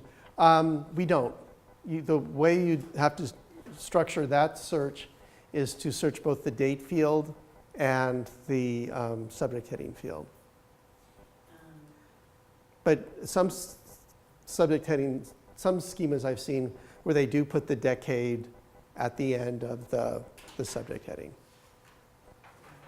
But that's actually pretty cumbersome to administer, and there's a lot of guesswork that's involved. Usually you don't have a specific date, and so I mean, if you didn't know the date, there would really no way you could determine this was 1950. I mean, just based on. And usually it's decades. But by decade, but even. When you subdivide by period, it's Right. usually a By decade. So, Really, that's nothing that says, this in 1950s, like It could be somebody the was late looking for 40s, it 1950s could be the photos. 50s, 60s. I mean, so again, there's not a way to incorporate in the subject heading field. You could also say, on the other hand, in the note field, 50s boys hanging out. You know, you can do the same thing, but put it in the note field without having the strict requirements of a subject heading. So that would be a note field. And you already know that the picture was taken in 19, you already know the date Right. of the photos, so that kind of already marks its sort of Right. the history. Like we're- Right, so it's the date field plus the subject heading combined together. I mean, just suppose if someone wanted to look for clothing, boys' clothing in the 50s and take the photos. There's not, in the PDHC way of doing things, a way to structure that using subject headings. You'd again have to either put something in the note field or relying on the date, a search encompassing both the date field and the subject heading. How do you search now in the P&I, just by subject? The PNI, Or this, PDHC, yeah. you can do a keyword search. Oh, it's a keyword search as well. You can search just the title field or the subject field, or you can pick a field to search. So title, it searches title, it searches notes? Yeah, you can do an all, which just searches the whole database. And would it search, where do you put the date of the photo? It's a separate field. And can you search, Yeah. can you limit your search by pictures taken in the 1950s or on a specific? So here's the advanced search. So you can search by all fields, title, notes, date of creation, identifier. So date of creation is the, Date, is yeah. okay, so you could say 1950, Right. and you could put you could just put boys 1950, and would that bring up the picture? No, you can only search one. You can't do a Boolean search like that. You could do a search and then, Oh, I see. So you could actually, let's not get into this because we're not doing PDHC, so let's just move on. Is there anything else with this one? I'm sorry, did you have something? You can? Yeah, you search and then do another search. and Right, follow you can it. add multiple fields there to search. Oh, okay. It just depends on if they're defined as a searchable field in the database. Right, Yeah. okay. What got it. if the date range, I don't know, like if it's 1952, Look, yeah, that's the other question. Like, let's say if the date of creation is a specific. Yeah, date. so when you define these fields, you can set a date field up as a text field, or you can set a date field up as a date field, which will search ISO formed dates. So we'll search ranges, search a specific date, that kind of thing. This one doesn't have a form, so this is the only information we have. However, if you read the legend at the bottom, if you can read it. Baskin Robbins. Burbank. Ice cream machine? Oh, I know that Baskin Robbins. That's right by my kids' school. Well, still there. Still there. Wow. I mean, I don't know if it's around there. So we can go to big, Isn't that near their headquarters? Oh, there's a little bit more? No, I think it's just a Baskin Robbins. According to Library of Congress and the name authority field, it's Baskin-Robbins firm, so that would be one subject heading. Where do you see the phone? Online on Library of Congress. Baskin Robbins. So somebody has gone through and established the official name of Baskin Robbins, a Baskin Robbins firm. Okay, what is Baskin Robbins if you were to think about it more generically? Okay, look on the Library of Congress and see if ice cream shop is the official phrase. Ice cream parlor, I believe is what. Oh, ice cream parlors. Parlors plural. Okay, what else is in the photo that you notice?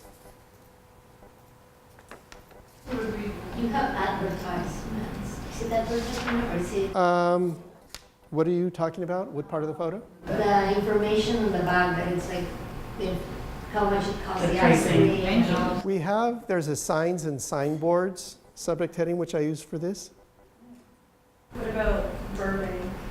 Exactly right. So it would be, so it's 119 South Victory Boulevard in Burbank. So it'd be Victory Boulevard, parentheses, Boulevard or BLVD? you spell it out. And then Burbank, and then comma, CALIF dot, close parentheses. And then the note field, you would say, this Baskin Robbins was located at 1119 South Victory Boulevard in Burbank. Okay, what else? the refrigerators. Can you think of a more specific type of refrigerator this is? Cooler.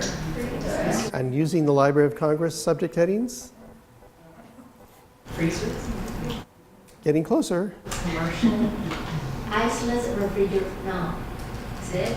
No. There is Ice cream freezers. ice cream freezers. Yes, that is an ice cream freezer. Carry cash register. Cash register, good. What else? Interior design one? You can do interior decoration. Black and white.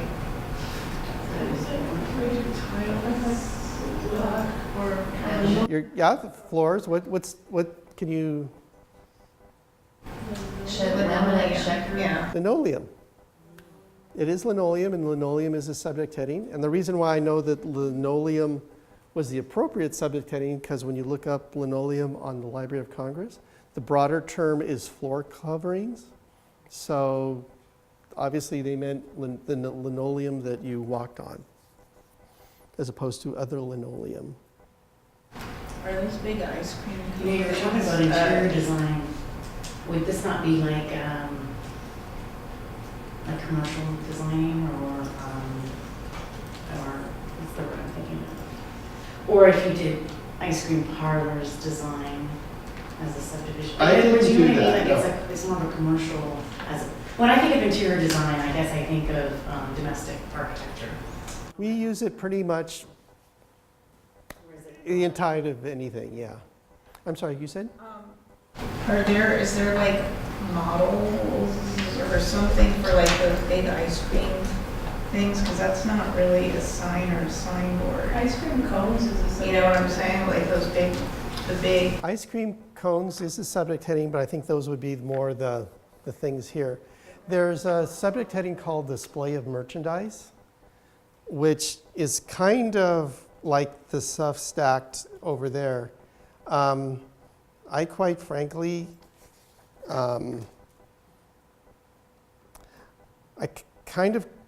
if you look up display of merchandise on Google on some of the examples, they kind of have this kind of quiche, big representation. So I just kind of lumped it under display of merchandise. If somebody else finds, it's not really a model, and it's not really a. No, I was just sort of thinking like things like that, like at Bob's Big Boy, Like there's like they have those little like sort of like old timey restaurants used Right. to have more of that stuff.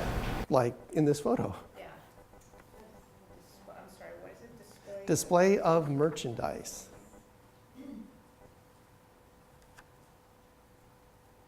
And that also, can you say that geographically? Some of those you can, I think.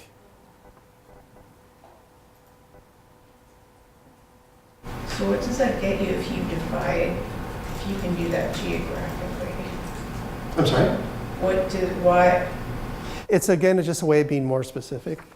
okay. I don't know, like I was thinking if you're interested in the way teenage boys dressed in, Southern California, then maybe that. Right. So could you do Baskin Robbins Fern, California, Burbank? No. No, because you're talking just about the firm, like It's, because it's a company name. and there's Baskin Robbins is all over the place, right? And why doesn't that come up when you search it on the Library of Congress subject heading? Because I guess it would be way too much work for somebody to do and then for somebody else to plow through. So they just assume at a certain point, you have to add it.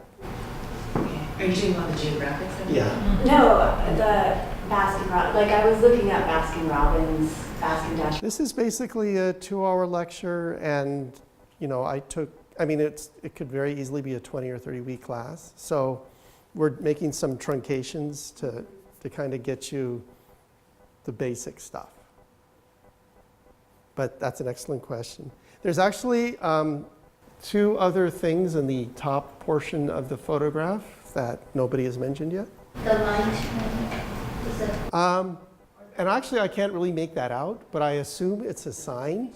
It's like a, Yeah, it's a neon sign. That's what I assume, because it looks like it has a plug going into it, and I assume that lights up, so Was it the marquee or something?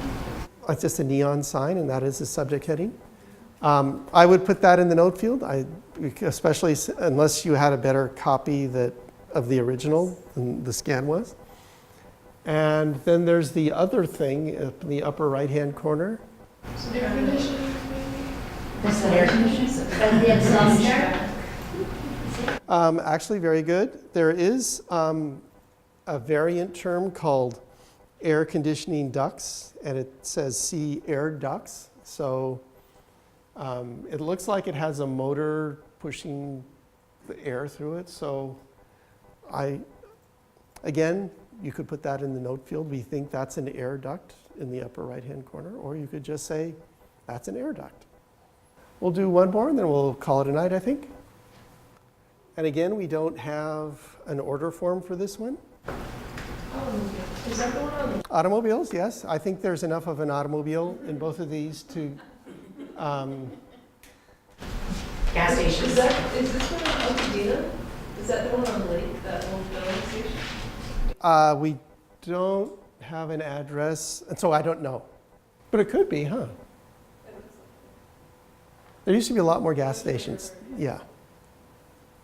So would you put the gas station thing or filling station? You would look it up on the Library of Congress subject heading, and you would discover this is called a service station.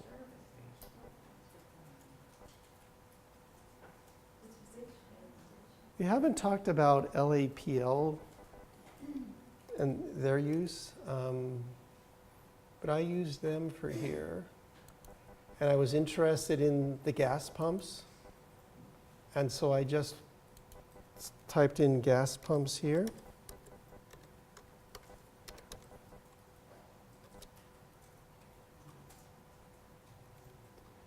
And we go here.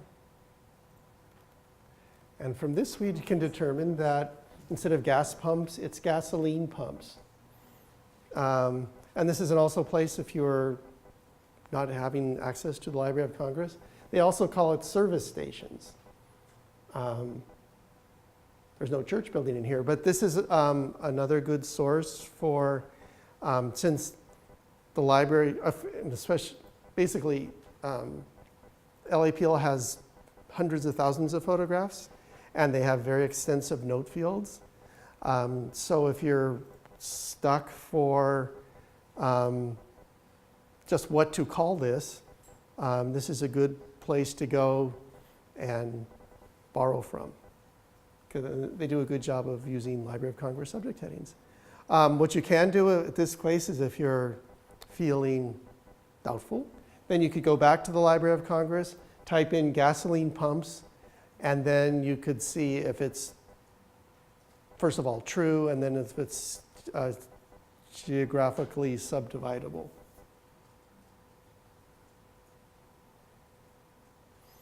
Okay, what else? Again, we have, this is again where the problem we have where Library of Congress doesn't consider gasoline station attendants uniforms worthy of a subject heading. So you can either do uniforms, men, and let's see, what is it? Service stations dash employees. So employees is that freestanding, free-floating employees. So, and again, there is not a subject heading called gas station attendants or anything like that. So to cover the job that you're doing, you have to do where they are plus the free-floating subject heading of employees. And then to cover their uniforms, you just have to use the generic uniforms subject heading. Make sense? Okay, good. Somebody said Richfield. Again, you would look up in the Library of Congress. They do have the firm name of Atlantic Richfield Company, I believe, I hope. Would you put cars? I mean, there's another model, but car. Car? No, it's automobiles or cars. Automobiles. I searched uniforms and it comes up as a topic or a general subdivision. But I don't remember seeing it in free floating. Is there a difference? Employees. So could it be service stations uniforms? I don't believe uniforms. Service stations, employees, uniforms, maybe? I don't know if that. works or not? What I've traditionally done is just done uniforms as one subject heading, and that the name of, like, service stations, and then men, and then uniforms. And again, there's some things you can't really construct too easily, and it's somewhat annoying. Could you do service industry workers?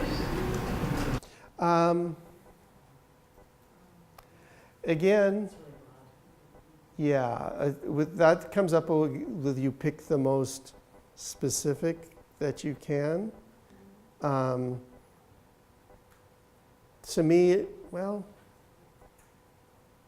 that's a good point, and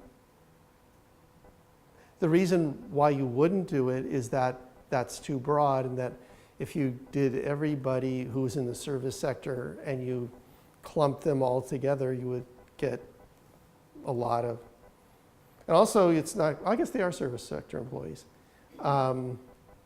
I don't do it because that to me would be you'd get too many unlike things together, kind of clumped together. And so I've seen other records, and I would do it this, you would just do. What if you were looking for photos of people in the service industry? Yeah, but usually the service industry covers, Right. could be librarians. I mean, that's a service industry. I don't know, you know what I mean? Like, I think you'd want to put librarians' uniforms or pictures of librarians.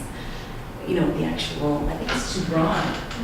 Yeah. Service What industries I'm encompass confused too about many Is industries. in the, are there two different lists? Like, here's the free floating list, and there's no uniforms. Okay. But here, look, this is when I search uniforms, you get uniforms here, and then uniforms general subdivision. And then it says use as a topical subdivision under names of individual corporate bodies and under classes of persons. So it means we could use it under employees, because that's a That's class what I of think, person. yeah. Yeah, because it's a class of industry, it says that? Two different types of, the free floating thing is different from a general subdivision thing.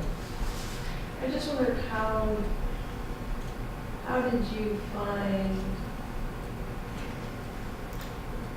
what was it gasoline? Service stations. Gasoline stations. service stations is here. I can find employee. Employees is If you look another. under employees, you'll see that it's a subdivision under classes of persons. So here's service stations, and I'll get to yours in a sec, thanks. And this is, the variants are things you can't use. So you can't call it a gasoline station, you can't call it station service, can't call it a filling station or automobile filling station. To do the uniforms thing,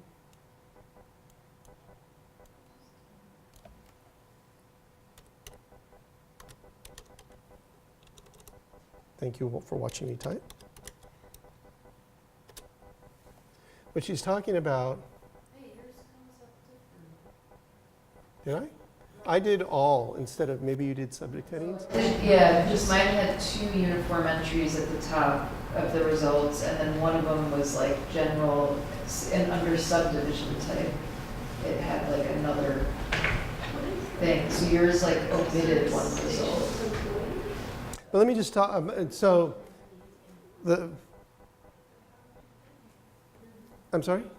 Actually, so the narrower terms are armored troops uniforms, border patrols uniforms. So there's not like a lot of uniforms as narrower terms. And, I'm sorry? So this is why I use just uniforms, and then as one subject heading, one field, and then another field is the name of the occupation. And I haven't been able to figure out a graceful way of combining the two terms into one coherent subject expression. So one workaround is to use two. And if you want to include their gender, you have to use three. So I don't know if there's Right. confusion about the fact that employee is free floating and you put that with service station.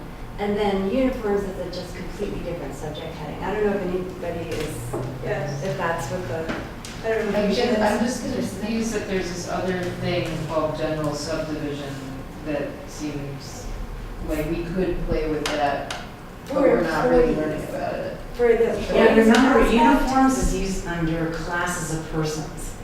So any persons, like librarians or, you know, like they gave the example there, you can put uniforms as a subdivision after it. If you don't have a class of person, if you have like an industry, like for gas stations, for instance, what is it, service stations? Service stations.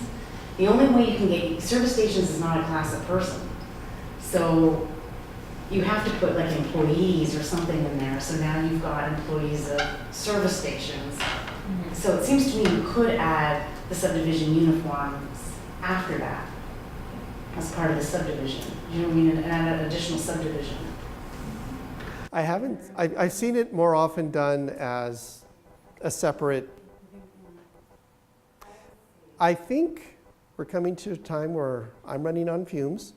So thank you very much for your attention. My email address to the person to whom you send your assignment, it's libraryguy@earthlink.net. Please be sure to include the scan. Last time, people sent me their metadata, and they forgot to include the photograph. So include the photograph so I know what I'm looking at. Earthlink.net. In your metadata, give me the subject headings. Actually, we haven't talked about titles, so we won't do that. And also give me your note field. And the note field. And this is all documented for you in an assignment in Canvas. Oh, It okay. asks for subject headings and for notes. Right. This is LCSH exercise. Right. And it's just 1 minute. Right. I saw that this morning, I was like. You will be, the last class, I think we gave the students 2, and you had to come up here and you had to tell everybody in front of the class how you, your conclusions and how you came up with it. So this will just be between you and me, and then I'll forward the answer to your delightful instructor. I want to thank you guys for your time, attention, and questions. It was been very helpful to me. Good luck with it. Like I said, I hope you get an internship where you get to kind of do this. Take your time. You are the most expert on this photo in the history of the world that anybody will ever be. And part of the exercise is how do you convey that information so that other people, A, don't have to spend 45 minutes looking at it, but B, other people can find like things. So thank you very much and have a very nice rest of the day. Thanks.